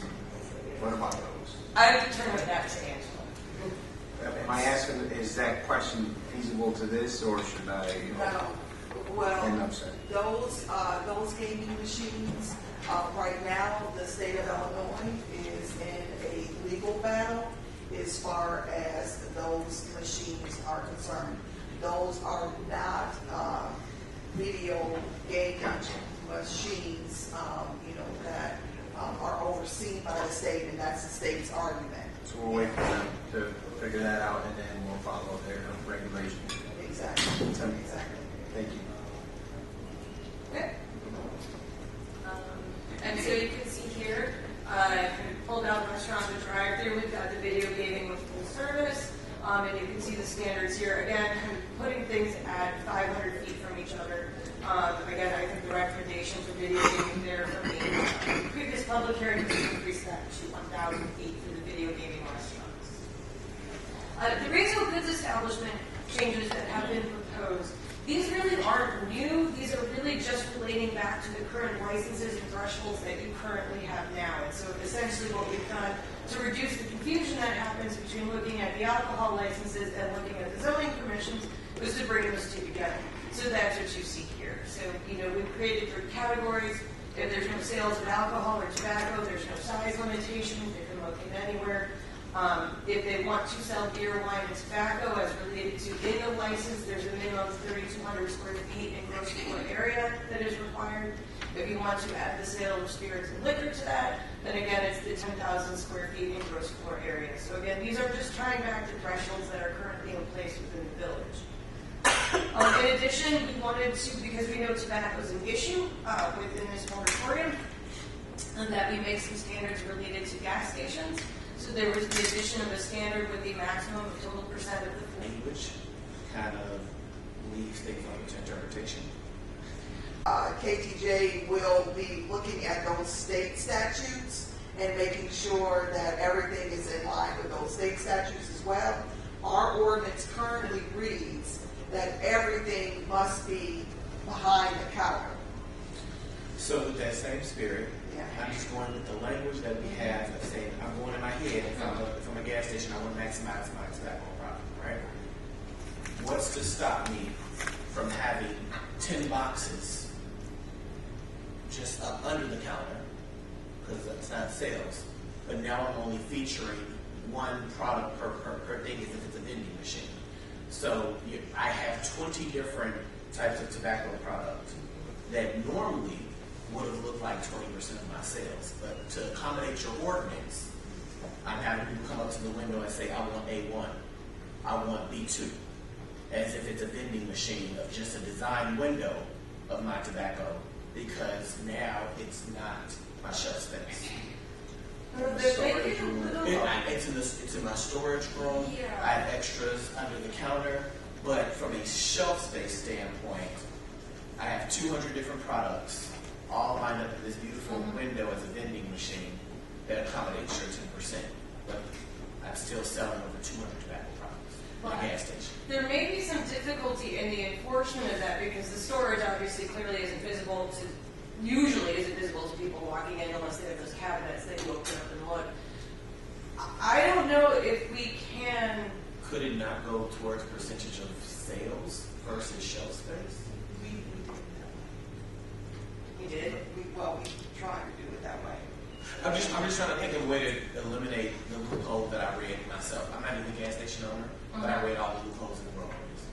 So I'm just trying to eliminate that shelf space language. That's the maximum of 10%. And in my head, it will go to what your actual sales are. Challenge with that is trying to track like what the sales are. I mean, from the state, and then how do you shut it down? It's okay. You hit your 25% of total sales for the year.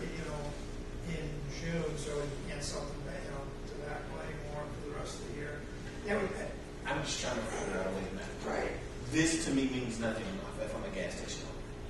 It's not going to prevent sales. What it's doing is similar to like when communities put restrictions on the amount of alcohol products. They typically will take a percentage of, and they tie like a 10% to floor retail area in a store, because not everything's like with alcohol shown on a shelf. Sometimes there's bookends and there's stuff in coolers, but similar to alcohol. Our regulations will talk about how much cooler space. This is simple, how much shelf space. And it's usually a percentage of the overall retail area in the store. So if you've got a smaller footprint of retail and a larger square footage of back of house inventory storage, by focusing on how much retail sales space do they have in the store and limiting the amount of tobacco products that can be sold within that retail area. Maybe that's a way to get at it instead of shelf space. It's the same concept. It is shelf space or there's the retail shelf space. But the other thing, Mayor, too, to keep in mind is that you will have another bite of the apple here, in that most of this tobacco will be in front of the liquor tobacco commission. And so remember those other business regulations that come out of the village code. You'll have another area to regulate. This is more in line of the land use. So maybe we're saying retail space, not shelf space. Yeah, and it's intended, and that's kind of an abbreviation. It's supposed to be a retail shelf space. Trustees actions. Because now, if there was ever a business that we would have in question, we could always do a retail audit, though, couldn't we? Because any tobacco product has to be licensed by the state. We have that, yes. Code enforcement. Code enforcement had we had an officer that was specifically for liquor and tobacco and doing those rounds. Inspections there. So Okay, I don't want to belabor it. To me, this says nothing of if I got 10 boxes of tobacco sitting, it's not on a shelf. So I'm good. Yeah, that is the idea, is the fact that if you regulate the amount just on the premises, how do you enforce the storage? That would require somebody to really come there every day and verify what's being stored on the site. So it's really meant to just limit the amount that's actually advertised to the customer. I mean, we can continue to work on this, but I mean, really, it's kind of it's a tricky thing to kind of get at because you know, as Mike said, you get your sales, you can be done in June, and then it's difficult that way. It's about the visual presentation and how you're in business to selling cigarettes. You have 90% of your store is full of shelves. It's, you know, or are we limiting the amount of retail shelf space? Like a box storage space, because it's not for retail, it's still in box, right? So it's not Yeah. public-facing box storage. It's all the retail that's being presented to the public that you're trying to minimize the profile, so you're, you are telling the community, this isn't a tobacco store. This is a general retail goods establishment that actually sells, some tobacco products along with a lot of other products. So we just want to refine it so that it talks about retail shelf space that is visible to the public upon walking into the store. And not just shelf space, but like floor space too, because it's not on the shelf, right? So Well, it shouldn't be on the floor. that's not in there. We can keep going, but that's what we get. Are you talking about the storage component? Retail. So like when you go, so I'll give you an example. When you leave, look at 9th Avenue in Roosevelt. When you go into that location, a lot of times there are just random boxes stacked because they don't have any more space in the back for storage. Oh, okay. Right? So it's not for sale yet, but I'm using my public-facing space as storage for my tobacco product. Okay, that I can do. That I can do. And so that's why I gave that specific. You see how I say that specific location? That makes sense. I can do that. Because you don't care if it's in the back room with the door closed. That's whatever your inventory is, your inventory. When I walk in, I don't want to look at 10 boxes. Okay. Blocking one of the front doors. No end caps, no on-floor storage. We can beef this up a little bit. Can you add the total number of tobacco products? So instead of saying 10%, you can't exceed 20 tobacco products? One of them. That came up. I think it was Tiffany that brought that up, and Michael Mars kind of pushed back on that a little bit. But remember, So many different flavors and stuff. Yeah, and then you're going to get into things where they're going to fight with each other because I'm the Marlboro gas station, I'm the Camel gas station, and then it's just... But remember that some of these regulations that you're looking for and some of this teeth that you're looking for can be also put in, to that commission as you're looking at these coming in. And also the business regulation side, so that when code has the teeth to, on the business regulation side as well.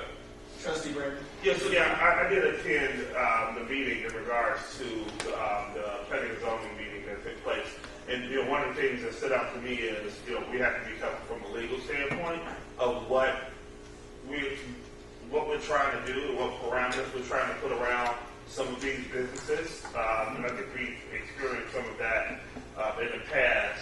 So we have to be careful with what type of businesses we're targeting in regards to this, and making sure that we're being consistent and fair across the board to all of our business establishments or business. Okay. So these are really showing you where these retail goods establishments are, and the larger ones that sell the beer, wine, and tobacco.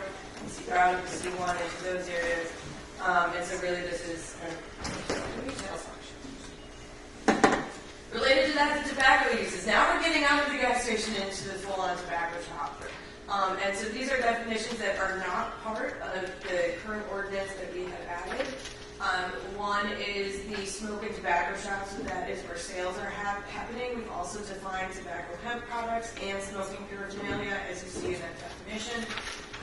We proposed them being located 500 feet from each other. At the public hearing, there was the recommendation to change that to 1,000 feet. These need review by the Cannabis and Tobacco Commission, and there was a proposal, which is not part of the zoning aspect of this, but that a permit would be needed and there would be a maximum of 2 licenses for these types of shops. So the permit's kind of on the different side of this. We already got 2 smoke shops that got through before we did the moratorium when the board voted down the moratorium the first time. So the 2 smoke shops that already opened would kick this out. I think so for me, the 2 that are open are literally not even 1,000 feet away from each other. Well, they would be grandfathered in, so they're not I- conforming, yeah. Right, but then that would eliminate your maximum 2 licenses though. They Because have licenses. Because they don't have licenses, that's the problem. That was why the moratorium, that's one of the reasons why we were focused on the moratorium to begin with. They're just a good use retail space. They're not acknowledged as a smoke shop. They're acknowledged as a retail, like a good use retail location. So as we're putting the language in for smoke shop specifically, these 2 grandfathered in that slid through when it was voted down the first time would be those 2 that are literally on the same strip, 1 block away from each other. So I would say we would have to look into more licenses than that. And maybe it's no more than 1 license per commercial corridor, something like that. But to have that language that eliminates any other smoke shop coming because of when 2 put their license in. Mayor? And just to say, any of the permit language is kind of the other side of the process that I'm kind of relaying information. I got you. I'm not kind of part of the permit determination. As I'm going, I'm just seeing a lot is being Yeah. pushed onto the commission because of the vague language. I want more strict language. So that even when we have our commission meetings, we're going to the language, not case by case opinion. Trustee. I think that now is the time to ask these questions. Certain other objects, like there's this one place in Elmhurst. I forgot what. It's not marijuana. It's another type of CBD. Not CBD. Delta 8, Delta 9 is something like that. It's cannabis-like, No, which is not it's regulated yet. Kadum or something. Kratom. Oh, Kratom, yeah. So like maybe we're being nitpicky, but I think now is the time to be nitpicky. I don't know, some So whatever. that's a separate, that would be a separate use because it's not smoke. So what about then now that the kid nowadays, what do they call the electric, the puff, the vape? Yes, that falls into that under the smoking paraphernalia. So vape, hookah, all of that stuff, because there's the second definition as well as smoking lounge that's tied to this too. So vapes and hookahs, all of that all kind of fall together under these, including the paraphernalia of the vapes and the batteries and all of that. So these are all being regulated. Again, the recommendation again is that increased separation from the public hearing, and then adding the permits to this. So there's the definitions, there's the locations that are allowed, but really it's addressing all of kind of the different smoking things that happen. If you want to look into kratom, that's a different thing. I do have a question. Trustee Reyes-Plummer. Going back to the smoke shops and the 2 licenses, just looking at the map, right, of Maywood, is that, excuse me if I'm wrong, is that enough? Just because, it's long and wide, right? If I live on the south side, very south end, I'm not going to want to come all the way up north just to get, hookah or whatever. I think no more than 1 in each commercial corridor. Right. Yeah, I mean, that is obviously a board policy decision. If the understanding was there was perhaps some sort of desire to just limit them entirely from happening, so that's why I think... I'm being real honest. I definitely do, but I also want to be like conscious, yes. To Trustee Reyes-Plummer's point, North Maywood is not driving all the way to Roosevelt. Oh, yes. Smoke shop, right?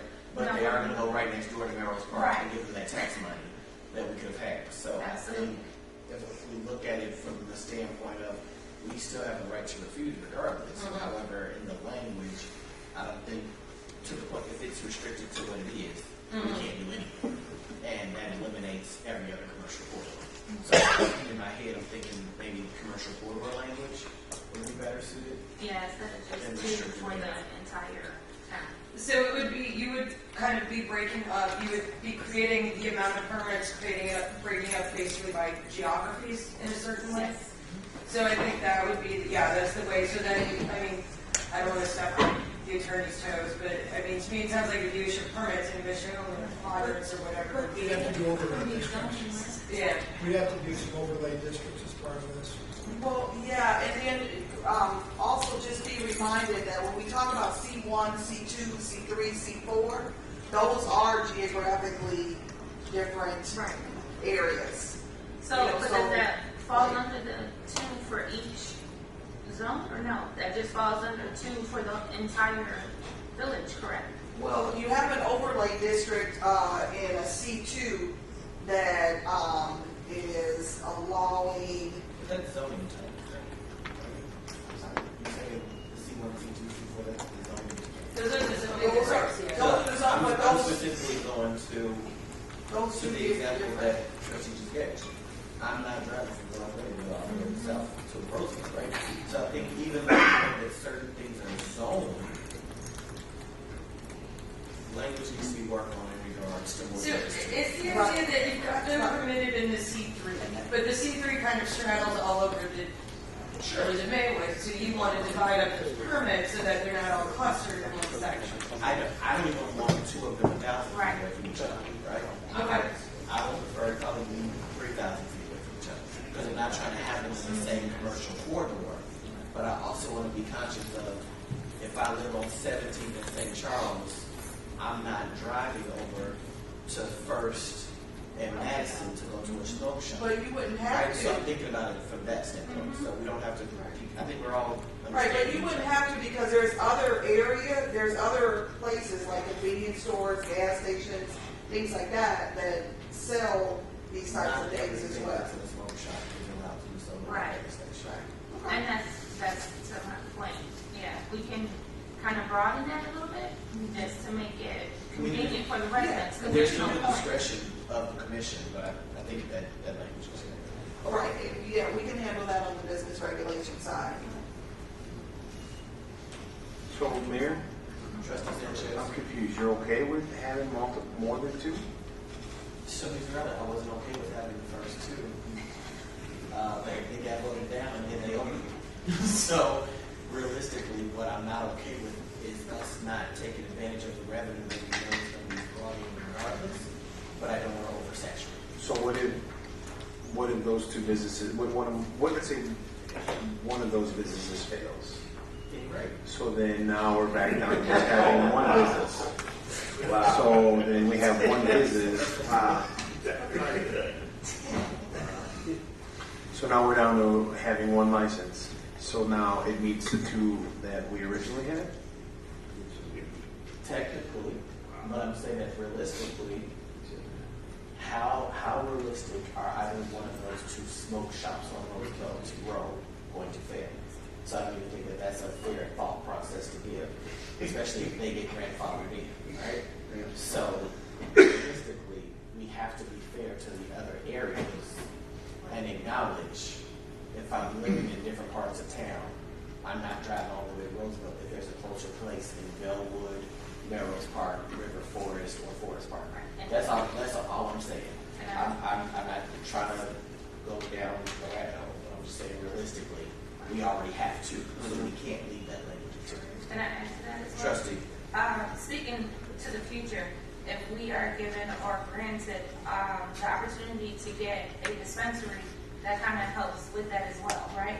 Because right now, looking at the demographic of where a dispensary could go, probably on the main corridor, it probably would not be Roosevelt because there's No, I understand that, but you would go to a smoke shop if you need, something. Right.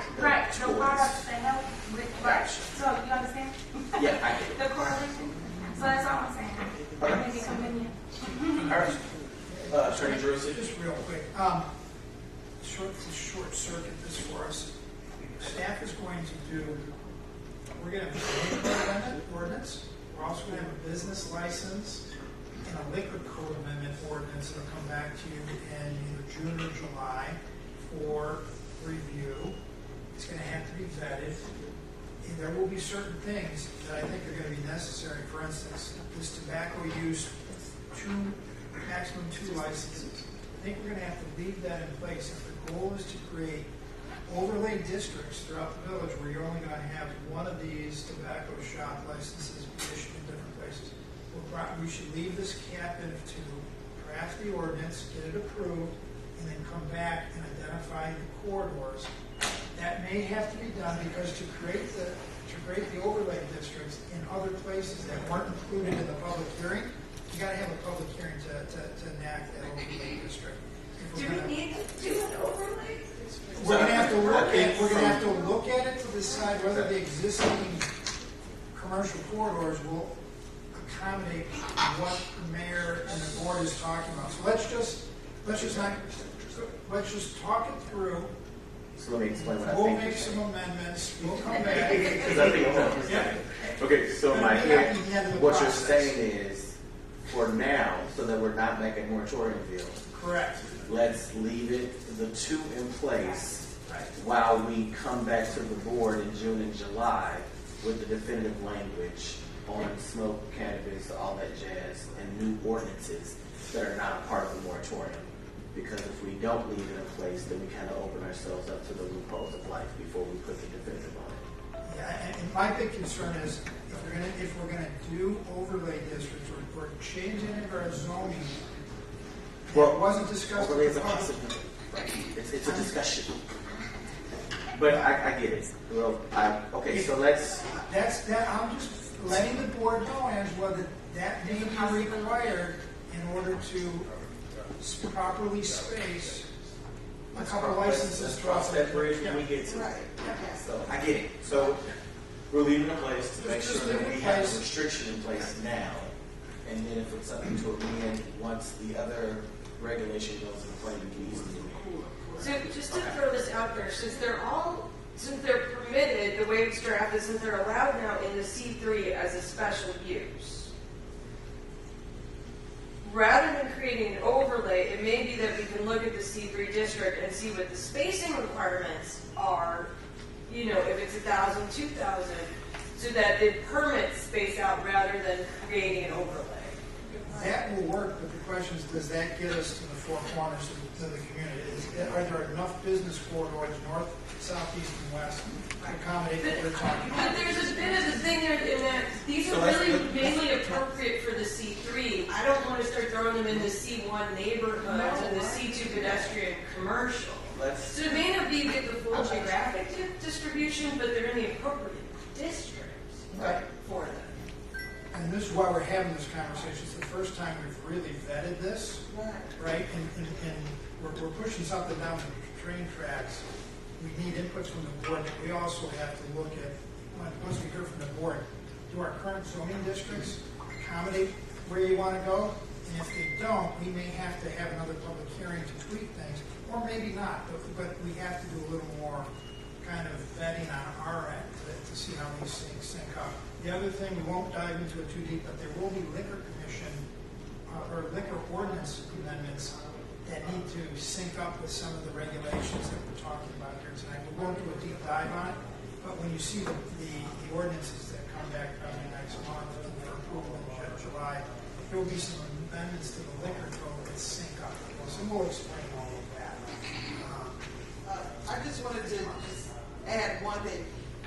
If we don't necessarily have, when we look at the business regulation side, you can increase the number of licenses. I mean, it doesn't necessarily have to be 2. You can increase the number of licenses, and then we can deal with it geographically. My concern is if you increase the number of licenses and there are permitted use or a special use, somebody can go and apply for it. And that may not be what the board wants. The board may want certain space, and the board may want certain. Before we increase that cap, we need to make sure when you increase it, where will people be allowed to drop the next store in? And that's all I'm saying. Keep the cap at 2 until we're 100% confident that our set of regulations allow for the spacing and it doesn't give us an oversaturation of these Yeah, I think we can hash this out, before we bring it back to the board.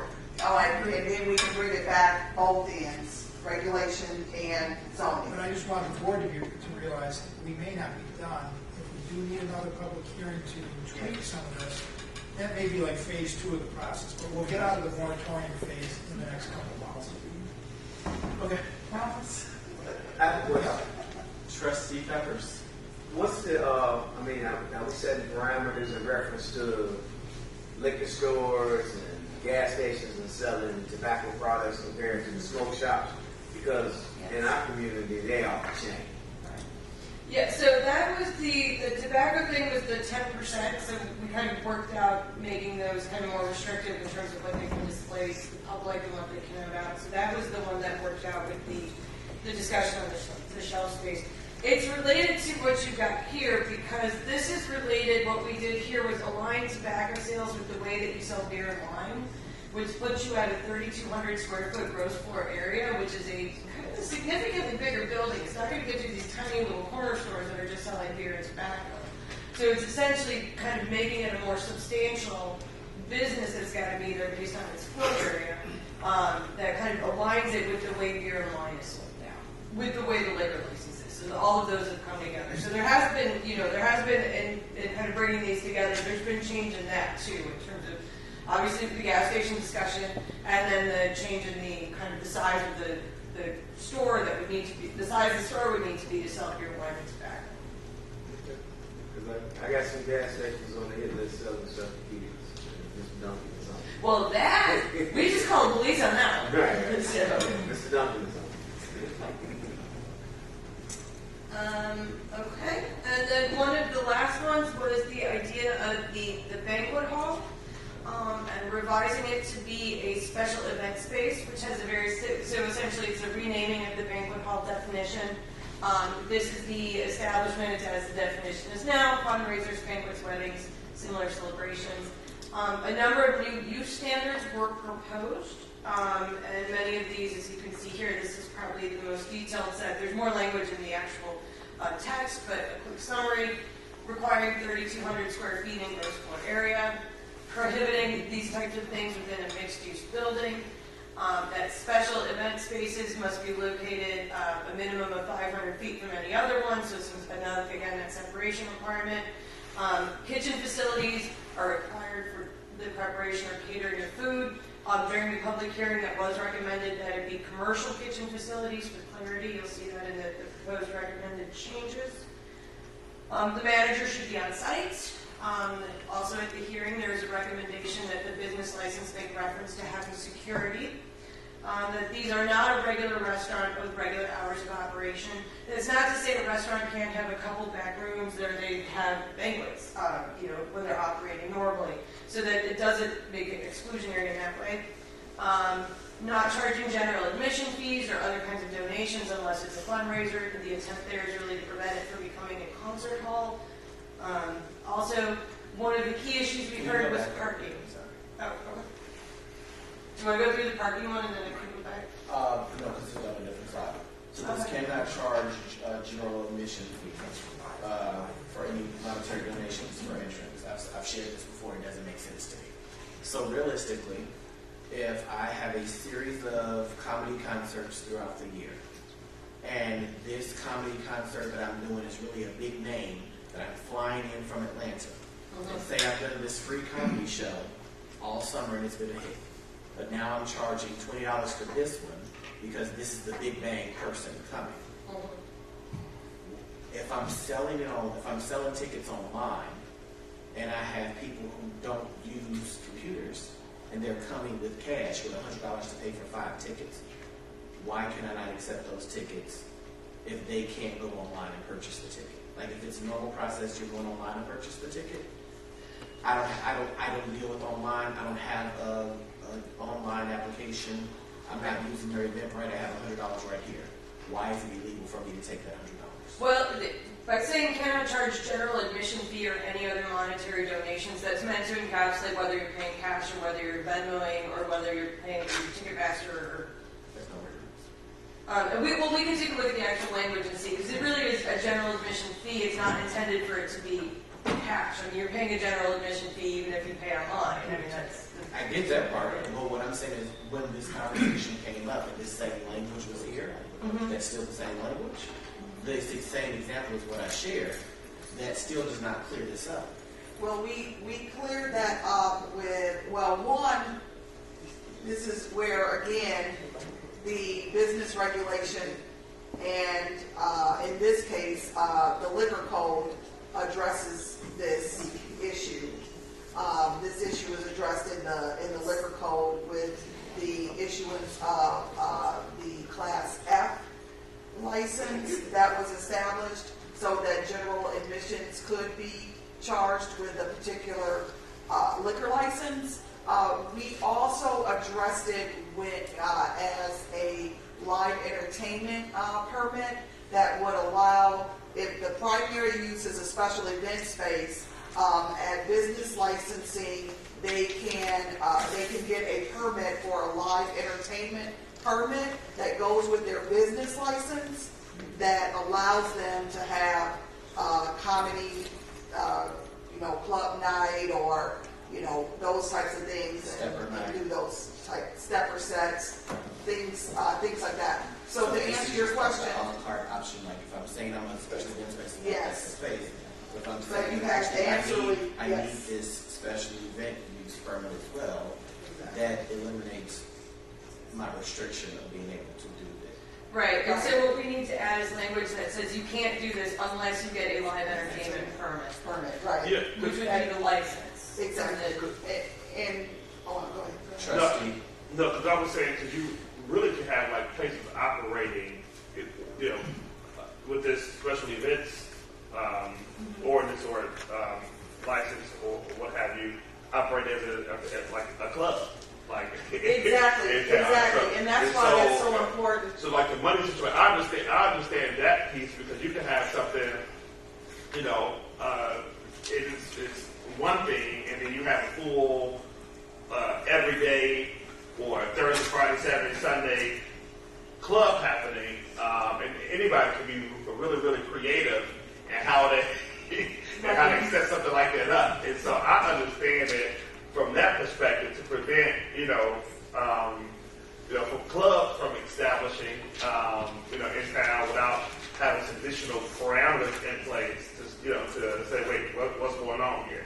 Every single day that's a situation, But then also too, board, this is another area where we're weaving that liquor code because the liquor code has a lot of this language in it and it has a lot of this, a lot of these provisions where we have to weave that into and marry these two and make sure that we're allowing businesses to operate and do business here in Maywood, so that it's not so burden, it's not so much of a burden. So we have to make sure that we have to have all those regulations. Yeah, and this does require the change in the language that says that can't happen unless you have the live entertainment permit. And then finally, there was the issue regarding parking on site. Initially, the way that it was drafting, the understanding was we didn't want to allow new ones to open that did not have all their parking located on the site where the special event space, the banquet hall, is. Upon review during the public hearing, there was a little bit of a desire to loosen this up to be a little bit more flexible. So you see there in the blue, the recommendation was you're required to provide the total amount of parking that table 13.1, the parking requirements table, requires you to provide. And when you're in the C2 district, you can't discount the first 2,000 square feet. You can't do the fee in lieu, but you would be able to use the on-street spaces, and you would be able to use the collective parking. So the blue that's there is the recommendation from the PCZBA. So is in all districts can use collective parking? Does that mean municipal parking lots that are adjacent? Well, it's per the provisions that are in the code and how that works out. It's not that the collective parking provision that's in there isn't restricted to any district. So it's basically all of the districts can use it to meet their parking requirement. They could share with another use. I assume they can go into the with a municipal parking lot if they can figure out how to make that agreement work for the zoning standards. But that's just the provision that's there now. So when you say, okay, so if it says no off-site parking is permitted, the way that I'm reading this is, if I'm a venue that opens a location that doesn't have enough parking, but I get a signed agreement from the church across the street that I can use their parking lot, you're not going to issue me my permit because that's off-site parking.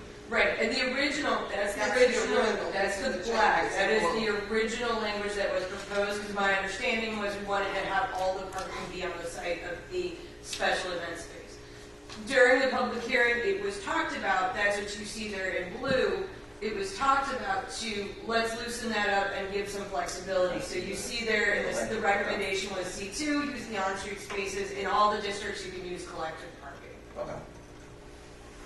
Can I ask what was the basis for the cannot utilize allowed parking reduction related to a fee in lieu?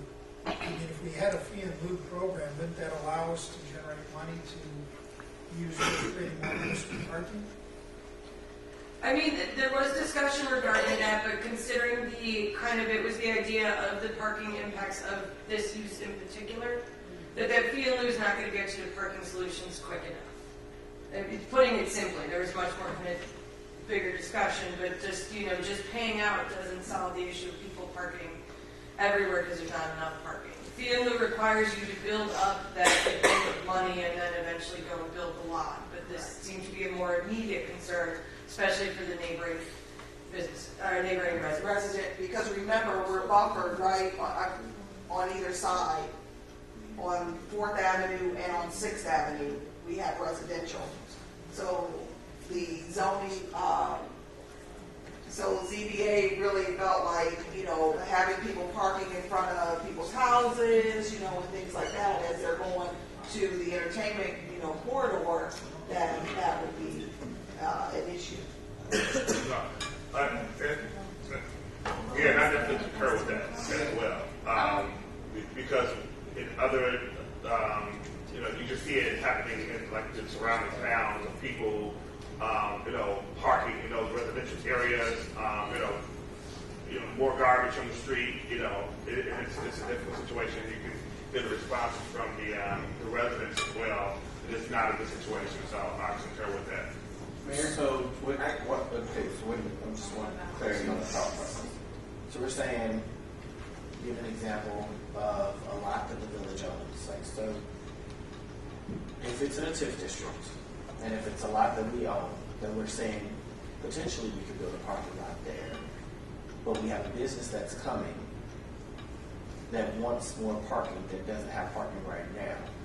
We can't charge them a fee in lieu to help build that parking lot? You have that option now. This isn't new. I'm just saying, like, as a part of their RDA, of them building out, right? If it's a part of their RDA, we're saying we can't utilize allowed parking reduction related to fee in lieu.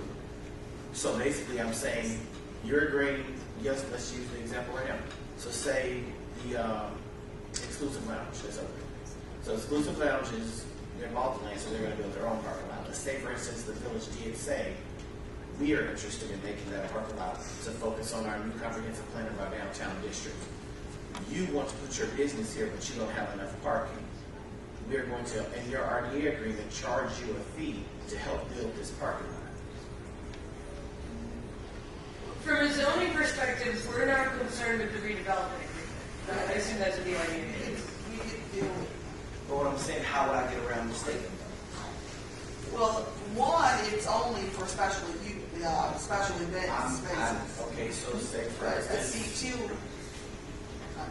I mean, if I need parking, so if I need parking, and you're telling me you're willing to build a parking deck, we can, as a village, come back to them and say, we need you to participate in this parking lot deal.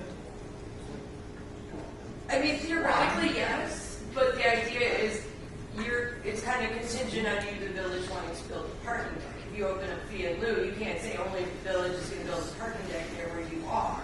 And remember, this is related specifically to one parking issues. It may be over time that you realize the issue isn't as bad as it is and they've been able to accommodate it. You can always revise the ordinance again to remove the permission. So what I'm thinking of is,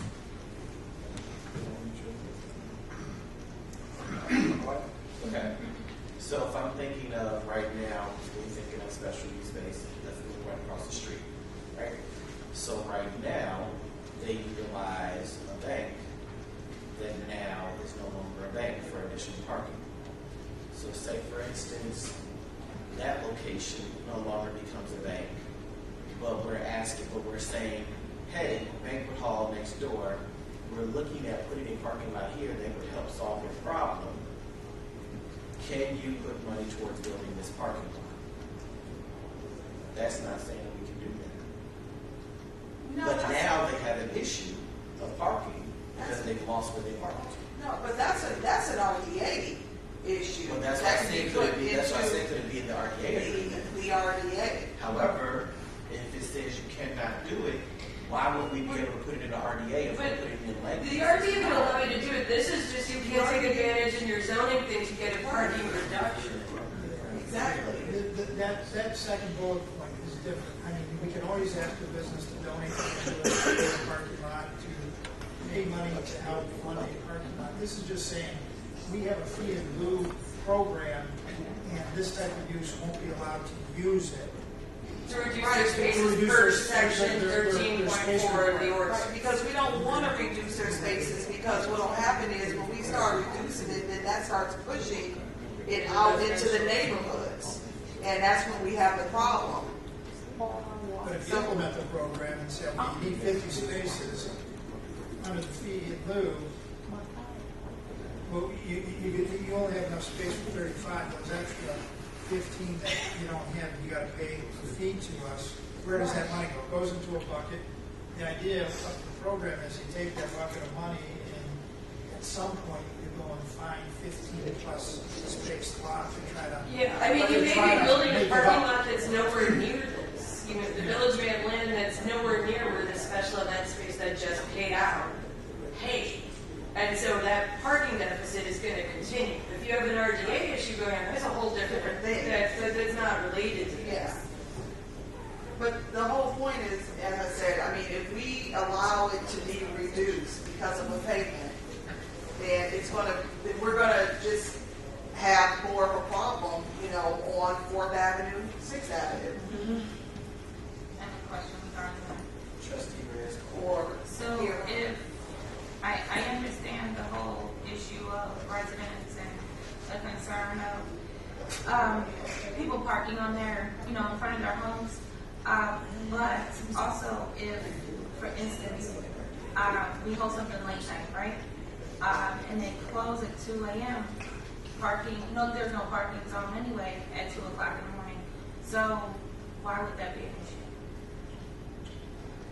That's my only thing. So like if I'm hosting an event, right, from 11 to 2, and then, you know, people are complaining, you had mentioned that there's no parking on residential streets.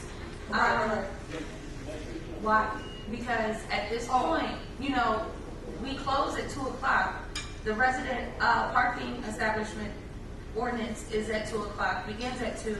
So why wouldn't we be able to park on the street? In other words, there's no overnight parking. Yeah, but that's another thing that is, that will be addressed with the TOD updates, where we start, because we are going to address parking and density, right? We have an entertainment district, well, this will establish an entertainment district, if that's, you know, what you're interested in, you know. But the next step, there's more steps to this, right? We have to dig into the parking so that we don't have that issue. You know, signage, things of that sort, and density. If you look at downtown areas and entertainment districts and things like that, you're seeing that they're putting more density by train stations and things like that. So we are going to have to deal with this parking issue. And, you know, one of the things that we're going to is that parking plan. And then across the village under Reimagine Maywood. So I think, to my point, is that if we're putting all these restrictions on businesses coming in, how are we going to get businesses to come in? Like, that's back to my point, right? This was, the purpose of this was to bring businesses in and not restrict them as much. And again, parking is a problem everywhere, right? It's not just in Maywood. But if we restrict them to, oh, you can't park on 4th, you can't park on 6th, because my business is on 5th, that restricts the business from getting anybody in. Because I'm going to be honest, I would not want to go somewhere where I can't just park freely and not have a concern. If I have to find only parking on 5th Avenue, that's going to be a problem. Because, I mean, if there's a business that's booming, how can I park on 5th Avenue if there's no parking? For instance, Oak Park has that problem, right? Forest Park has that problem. So we need to at least allow the businesses to get as much parking, you know, residential, not residential, whatever, that they need, at least to just come in. Like, we don't even have businesses yet. So if we're putting restrictions, it's kind of like... We'll have to deal with the residential side of that, trustee, because then there'll be a residential side of that, you know, too. Okay. Last two things. This is the new entertainment overlay district. This is intended to allow for bringing in different uses, allowing them to kind of cluster in this area, which is along Lake and along Fifth. It would apply only when the underlying district is the C2, which is the pedestrian commercial district. So it's not, when you see it and it's over, say, a residential district, it's basically like the entertainment overlay doesn't exist on those residential lots. So really, again, only applies when it's on the C2. I'll show the map in a second. The idea was within this, it's a use-based district to allow for certain uses. You can see here the body art establishment, the smoking lounge, the special event space, the video gaming, while allowed, still a special use. And the public hearing, the recommendation was also to add live entertainment as a permitted use rather than have it as a special use, which makes sense with the purpose of the entertainment overlay. And then certain uses are prohibited, the drive-thrus, which break up the pedestrian environment of the C2 entertainment overlay. A retail goods establishment that sells liquor and spirits, those are really regulated to the C3. They're much larger too. They require 10,000 square feet of gross floor area.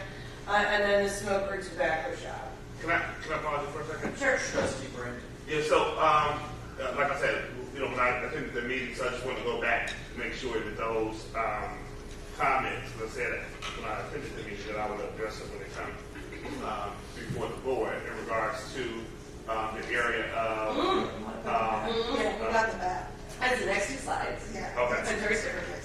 So, kind of talking about the purpose of the district. This was the initial area that was proposed for this district. And then, as the trustee said, it was expanded, maybe a little bit hard to see the pink. But essentially, it was taking that original blue area, and the proposal here, the recommendation at the public hearing was to take this down, adding in that pink area there, taking it down to Quincy, right? Yes. Quincy. So you can see it extends all the way down Fifth. So that was the proposal to change the boundary of the entertainment overlay.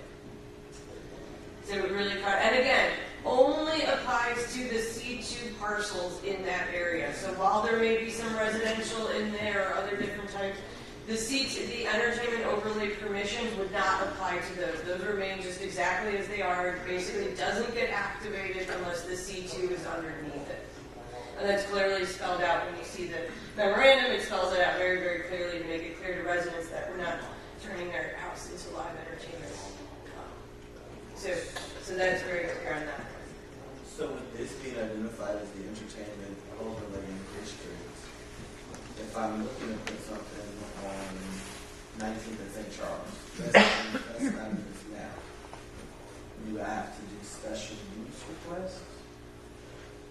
Well, it will depend on what your parcel is there, because a lot of the uses are allowed in other areas. They're not like they're just restricted here. What this is doing These are just what we're focused on as an entertainment district. yeah, and it's clustering them, but they're allowed in other districts. So it may be that you're on that corner, you're in the right district to have that use. And then the last slide, I'm not going to read all this to you, but this is really just cleaning up the nonconformity section. I know that a lot of language, you'll see that in your document, we deleted a lot of it. A lot of that was added during, I believe, when the housing crisis was happening and the like, so you'll see a big deletion of this reestablishment, non-conforming use reestablishment waiver. And essentially this cleanup takes it down to kind of the way non-conformities are treated throughout. We did add in some additional language to safeguard the residential uses in the residential zoning districts. That's that new language you see there, but really that is really the extent of these changes. So happy to continue to answer any questions or go back to the slides if needed. All right, so that was a lot. So let's all take this in, look at your slides. The ordinance and policy committee will have their meetings and have their discussions in regards to everything that's being fed back to them. We thank you for your services because I'm sure this was fun for you. Thank you for the zoning commission, for planning and zoning, for your endless hours, and thank you, Michelle, for being awesome, and thank you, Angela, for being great. All right, so we are going to go to Attorney Report 12. Does anybody have any questions in regards to what's on the Attorney Report? Everything is on the omnibus agenda. If there are no questions on the Attorney Report, we'll go to omnibus agenda. There's no trustee committee reports. So 15 omnibus agenda. I need a motion to approve. Motion to approve by Trustee Sanchez, second by Trustee Reyes-Plummer. Are there any questions? I would like to pull the following items. Item O, item P. Let's see, hold on one second. Item O, item P, W, and item Z. W, and item Z. Okay. All right. So we're calling the roll, or we're reading out the ordinance, eliminating, just vote on separately. O, P, W, and Z. That was 4. Letter A, motion to approve the monthly financial report in the amount of $3,128,196.09. Letter B, motion to approve the warrant list number 200537, dated May 11, 2023, in the amount of $2,765,596.74. Letter C, motion to approve certain amendments to the village insurance policies, adjustment of excess liability coverage, adjustment of property and inland marine policy, and additional coverage for village-owned equipment, which will result in a net insurance premium savings of to the village of $24,174.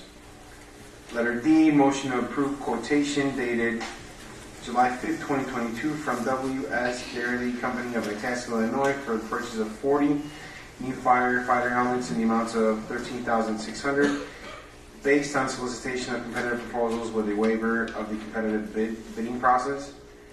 Letter E, motion to approve the purchase of a Ford F-550 Arbor box truck from Curry Motors of Frankfort, Illinois in the amount of $122,872 with a waiver of the competitive bidding process and approval of finance proposal from KS Statement Bank dated May 2nd, 2023 for the purchase of a Ford F-550 Arbor box truck with a 3-year repayment term and annual payment of $43,467.83 and an interest rate of 6.260%. Letter F, motion to approve an estimate dated April 28, 2023 for the purchase of a 2-ton asphalt hot box from Midwest Paving Equipment, Inc. of Glenelg, Illinois in the amount of $34,553 with a waiver of the competitive bidding process.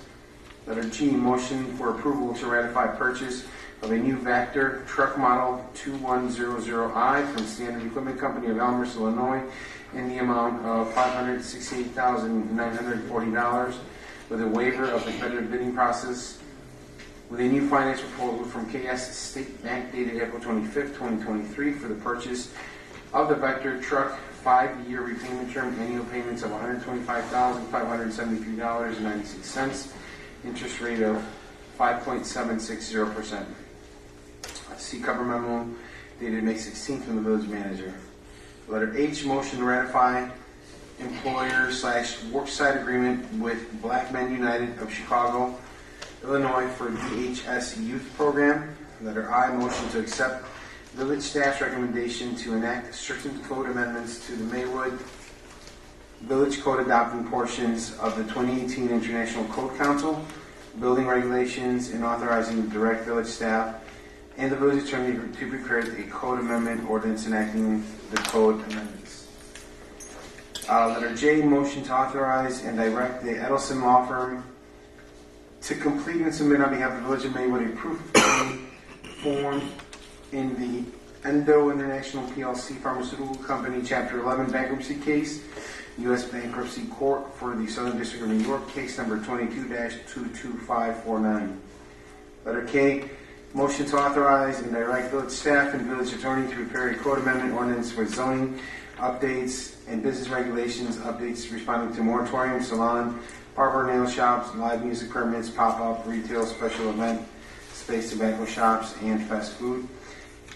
In conformance with the Plan Commission / Board of Zoning Appeals recommendation number 23-003 dated May 9th, 2023, subject to village board input. Letter L, motion to authorize and direct village attorney to prepare a resolution supporting the issuance of Cook County Class 7A real estate tax incentive, a resolution approving enterprise zone incentives relative to building materials costs, and C, an ordinance approving reimbursement of eligible project costs up to $25,000 per Maywood matching grant business improvement program for the redevelopment of 1115 South 5th Avenue, property by Yours Cafe and Bistro LLC.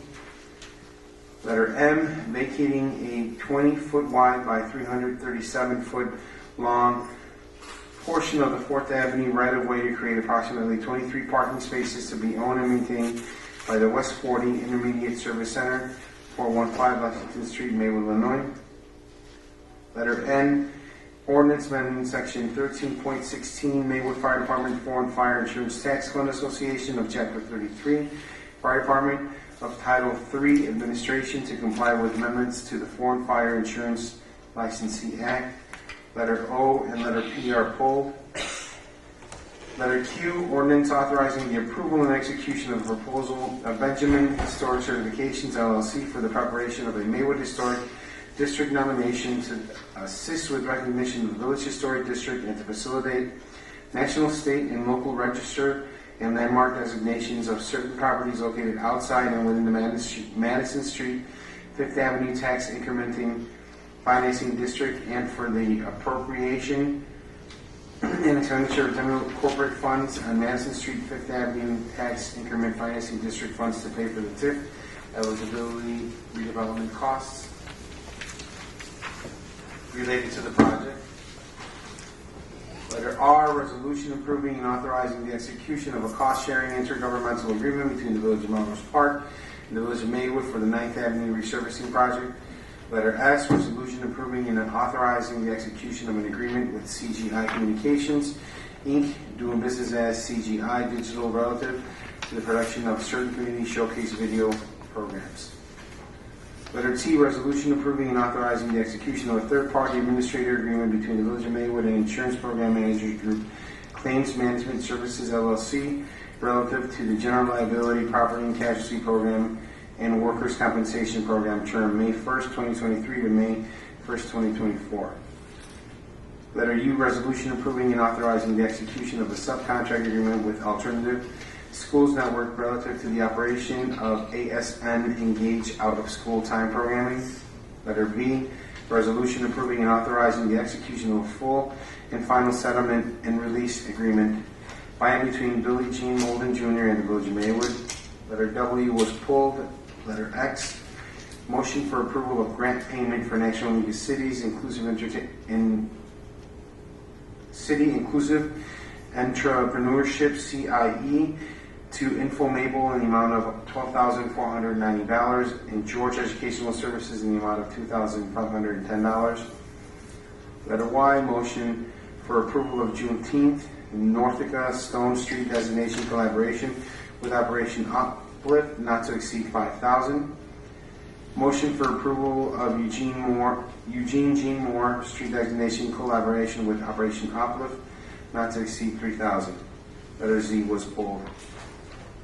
Letter double A, motion for approval of the Illinois Municipal League's Illinois Municipal League Civility Pledge. Sorry. Please call the roll. Trustee Sanchez. Aye. Trustee Reyes-Plummer. Aye. Trustee Jones. Trustee Lightfoot. Aye. Trustee Pepper. Aye. Trustee Brandon. Aye. Mayor Booker. Aye. Motion carries.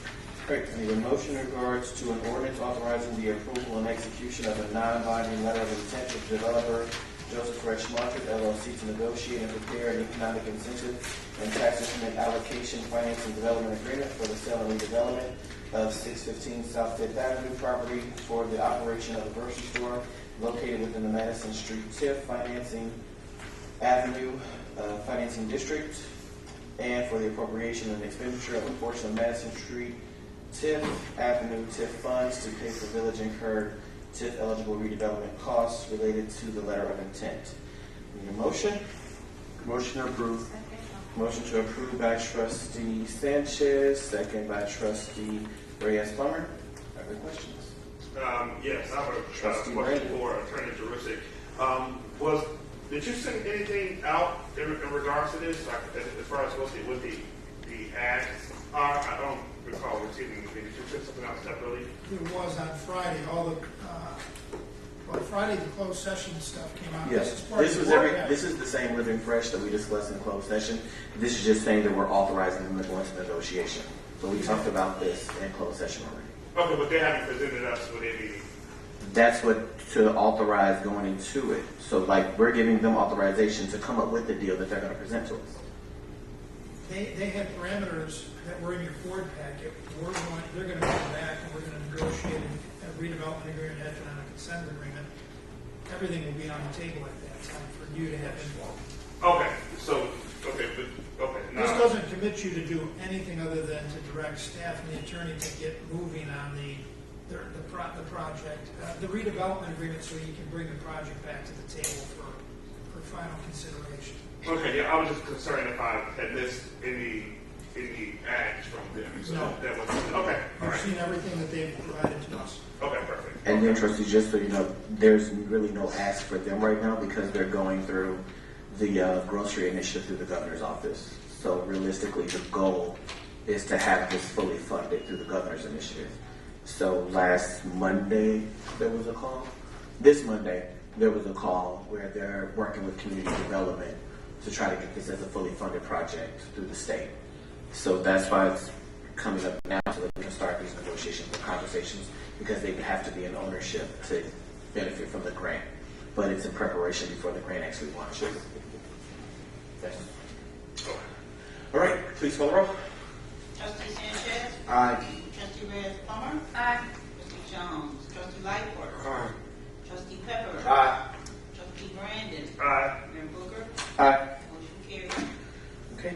I need an ordinance authorizing the approval and execution of an economic incentive and tax increment allocation financing development agreement with developer 1704 South First Avenue, LLC, Beckley, for the redevelopment of 1700 to 1718 South First Avenue properties located within the Madison Street Fifth Avenue Tax Increment Financing District, and for the appropriation and expenditure of a portion of the Madison Street Fifth Avenue Tax Increment Financing District funds to be payable for TIF-eligible redevelopment costs related to the project. Project building rehabilitation, land acquisition, and parking lot improvements at 1700 to 1718 First Avenue properties to single-tenant, restaurant use, and drive-through facility. I need a motion? Motion to approve. Motion to approve by Trustee Sanchez, second by Trustee Reyes-Plummer. Questions? Trustee Brandon? Question. Yeah, so is there any reason why we left out the type of business I was reading? There's a reason why there was no mention of what type of establishment So Come there. it's a national chain. Right, And until we actually approve it and move forward, it's confidential. So we would have to move forward with authorizing this agreement, and then it can become public. But right now, it's a confidential national chain. So we You cannot say the name. Well, I know they didn't say the name of the house. That's why that's why I'm cool. Attorney Jurisic. Yeah, page 2 of the redevelopment, the economic incentive agreement does say that the goal is for them to lease to a single tenant retail restaurant user for a coffee shop operation with a drive-through. So it is identifying what their end game and their goal is to bring a coffee shop to that location. But we can't talk about who that would be. Okay, right. Okay, I mean, I read that. I was saying, okay, is it Starbucks? Is it, Dunkin' Donuts? That's what I was. We look forward to finding out. I got it. Okay. All right, please spell the roll. Trustee Sanchez. Aye. Trustee Redstone. Aye. Trustee Jones. Trustee Lightfoot. Aye. Trustee Pepper. Aye. Trustee Brandon. Aye. Mayor Booker. Aye. Motion carries. All right. I need a motion of approval of expenditures for Maywood Fest and community events as shown and as budgeted within ratification by the village board, if applicable. Motion approved. Motion to approve by Trustee Sanchez, second by Trustee Reyes-Plummer. Trustee Brandon, you had a question? Yeah. So, was there? I mean, I know the Maywood Fest was budgeted, but it said for the other events that were budgeted. There. So if you also look in the when you also look in the calendar, there's the Caribbean Fest, the Caribbean celebration, in regards to Caribbean Heritage Month. There's the celebration in regards to the Inspire celebration, and then there's also the Hispanic Heritage Month celebration.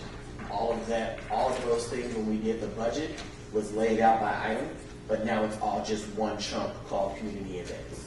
So as they're putting together for the events that are going to happen, we're just saying that we approve that they spend within the budget line item that we approved. So we put money in the budget, but it's all under community events for those different events. But it's to say they're not to spend outside that budget line item that we already approved. So like per event, there's no budget breakdown, or that was. When we did the budget talks, there was like the lines that had the different budgets, but now it's all just a chunk of it under community events. So it's authorizing them to spend on the events that are already on the calendar to stay within the budget that the department has. So the community engagement department is that new standalone department. So this is giving that director the opportunity to say, I have my budget, I need authorization to spend my budget. Well, no, I understand that. But it's within everything that's already on the calendar. It's not like there's new events that aren't on the calendar already. No, I was just saying when we approved the budget, I don't recall seeing none of these events on there or the expenses associated with any of these events. And so that's why I pulled it, because when I was looking at it, it's saying like this full list of events. Those events have been on the calendars and on board packets since October of last year. No. What I'm saying is budget in the budget. That's what I'm saying. So Maywood Fest is its own separate line item, right? And then community events is its own separate line item. Then village sponsorships are also a separate line item. So we're still managing the village sponsorship, like what we choose as a board to vote on. But in regards to community events that are already on the calendar, that's community engagements department. But it's a separate line item than what we have as village sponsorships. Okay. So it's broken down like that. If you look at the budget, there's Maywood Fest, there's community events, and then there's village sponsorship, like village sponsorship, what we vote on. Right, and I guess, and now we'll have circle back around to Jim, because I didn't even know that we had finalized that other the department piece already. We put it in the budget. I know we put it in the budget. We approved the budget, though. Right. So prior to that, what I'm saying is the conversation I had with the interim village manager as it relates to coming up with a organizational breakdown or chart or that whole thing. So we communicated this. I was a part of the conversation in regards to the whole department, but he was going to work on some other items to iron out some wrinkles of some concerns that came up in our conversation. And so I know what was in the budget, but I'm just bringing that back to his attention in regards to that conversation that we had. Are there any other questions? Please call the roll. Trustee Sanchez. Aye. Trustee Reyes-Torn. Aye. Trustee Jones. Trustee Lightfoot. Aye. Trustee Peppers. Aye. Trustee Brandon. Aye. Mayor Booker. Aye. Motion carried. All right, I need a motion for approval of park expenditures of the remaining contractual commitment net of $200,000 towards the matching of grant funds for the new park purchasing and installation services at Lexington Park, Baton Park, Standard Park, Top Lot with ratification by Village Board. Motion to approve. Motion to approve by Trustee Sanchez, second by Trustee Reyes-Torn.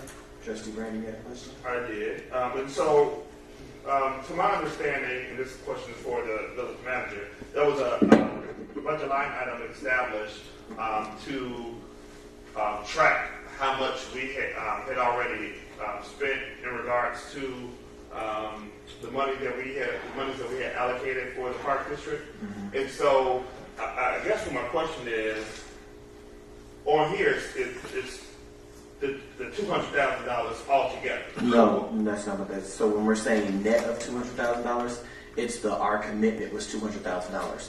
So right now, so far, we've spent about $45,000 of it. So the remaining like 155, 150. I mean, Director Satcher's not here right now, but that is the net of the $200,000 that we agreed to. So our commitment was the $200,000. So what this vote is saying, we will not exceed our $200,000. But we understand that they need to get their grant match money, so that's what we're authorizing to extend the $200,000 to be done with our financial commitment to the parks. So that's what net. I understand that, but there's a lot of different pieces because part of me feel like we're doing two things. We're putting the cart before the horse because we haven't. Because part of it was to make sure that we properly transferred over the parks before we proceeded with anything. And so we haven't even proceeded with that. And I understand their situation in regards to receiving the grant funds, but I'm just going back to what we had agreed upon collectively as a group with their board and our boards and the Ryford, their executive director, our village manager at the time frame. And so now what we're saying is we're going to turn it all over to them without us even having to, or without us following the guidelines or the proposal or the agreement that we came up with. And so that was one of the concerns. And then going back to your other part that you had mentioned about the whatever the remaining is, I just want to know and have it confirmed, and this is for Jim, to make sure what that amount is that we have left or owe to them, for my sake, versus do what we're doing tonight. I just think that we just operate outside of the agreement that we all collectively agreed on as it relates to making sure that we properly transferred over those parts in those respective phases. And now this is going outside of the agreement that we had, that we all collectively agreed on. And so when things like that happen, it just creates, a cloud of confusion. And so for me, I am very, I don't want to say concerned about how we are doing this. And I know, so Jerusalem is saying that there's going to be a meeting, or he's going to have an update next month, but the whole process is out of whack, is what I'm saying. So, Trustee, to answer, I guess, a couple of your questions, and then village manager will chime in. When you think about it from this standpoint, we're in our third year of this agreement, or our third summer of this agreement. So technically, this agreement should have been done already, right? If we have both governing bodies, legal teams and executive directors and leadership saying nothing's being held back, but COVID happened, government's happening, and dragged out processes that are happening. When you're thinking about it from that standpoint, ultimately, it's not the Park District's park, it's not the Village of Maywood's park, it's the village residents and community's park. So realistically speaking, we know that we gave a commitment of up to $200,000. That is where our commitment lies. We know that we have the opportunity to deliver 4 to 6 parks within 18 months. And that is a match of a grant. When you think about, and the reason I'm saying the $45,000 is because we bought the dog park equipment and we bought one of the parks for a 10th park. So those 2 parks were already purchased. And then we did some mulch. So that's how I'm coming up with, I know we're at about $45,000 to $50,000 that have already been expensed. But even with that said, we still agreed, and at this point should have already expended that $200,000. So I feel like in your commentary or the narrative, you're talking about process. I'm not willing to miss out on a $150,000 match for regardless if the deed says Village of Maywood or if it says Maywood Park District, it's still an over 30-year-old park that is unable to be insured by the Illinois Park Rec Association that's at the park right now, right? So we need to get the parks done. The paperwork process is being processed. Our commitment was the $200,000. And our commitment for that $200,000 was that the Park District provides a report and assessment of each park. That assessment was provided to us last year. So now that assessment was provided to us last year, the Park District is now coming and saying, we did that assessment a year ago. Here are where we at with the parks. We have an opportunity to match a grant that can't wait another 30 days, because if we wait another 30 days, it's going to not happen. You agreed to this. Please vote on what you agreed on. That is what's happening right now. So, on the money side, Trustee, so the importance of this agenda item for this evening is to make sure that we can start moving this forward so we can start working with all of the different entities and the grant funding that's available to us.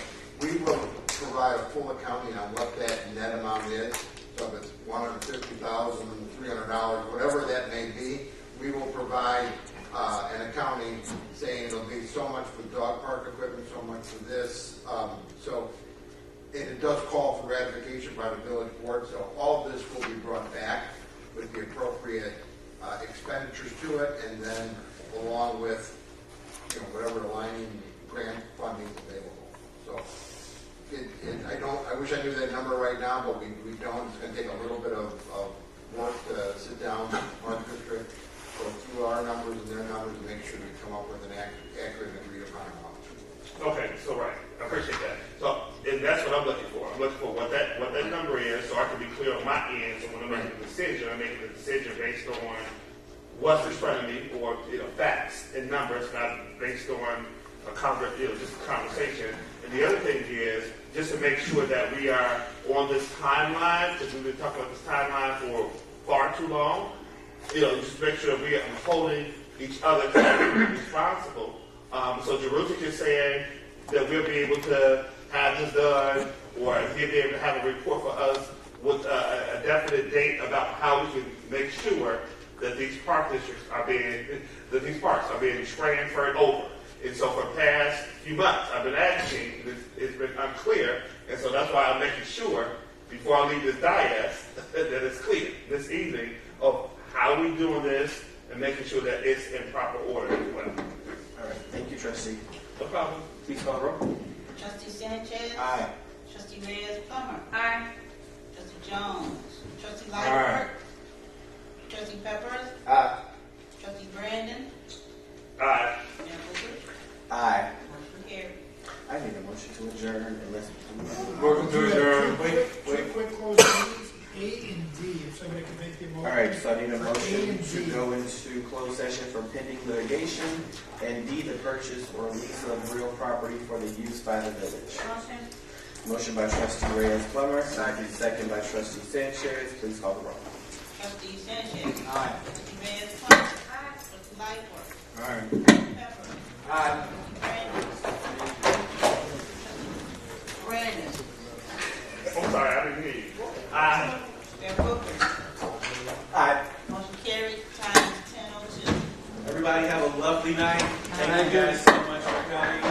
We'll see you all on May 30th.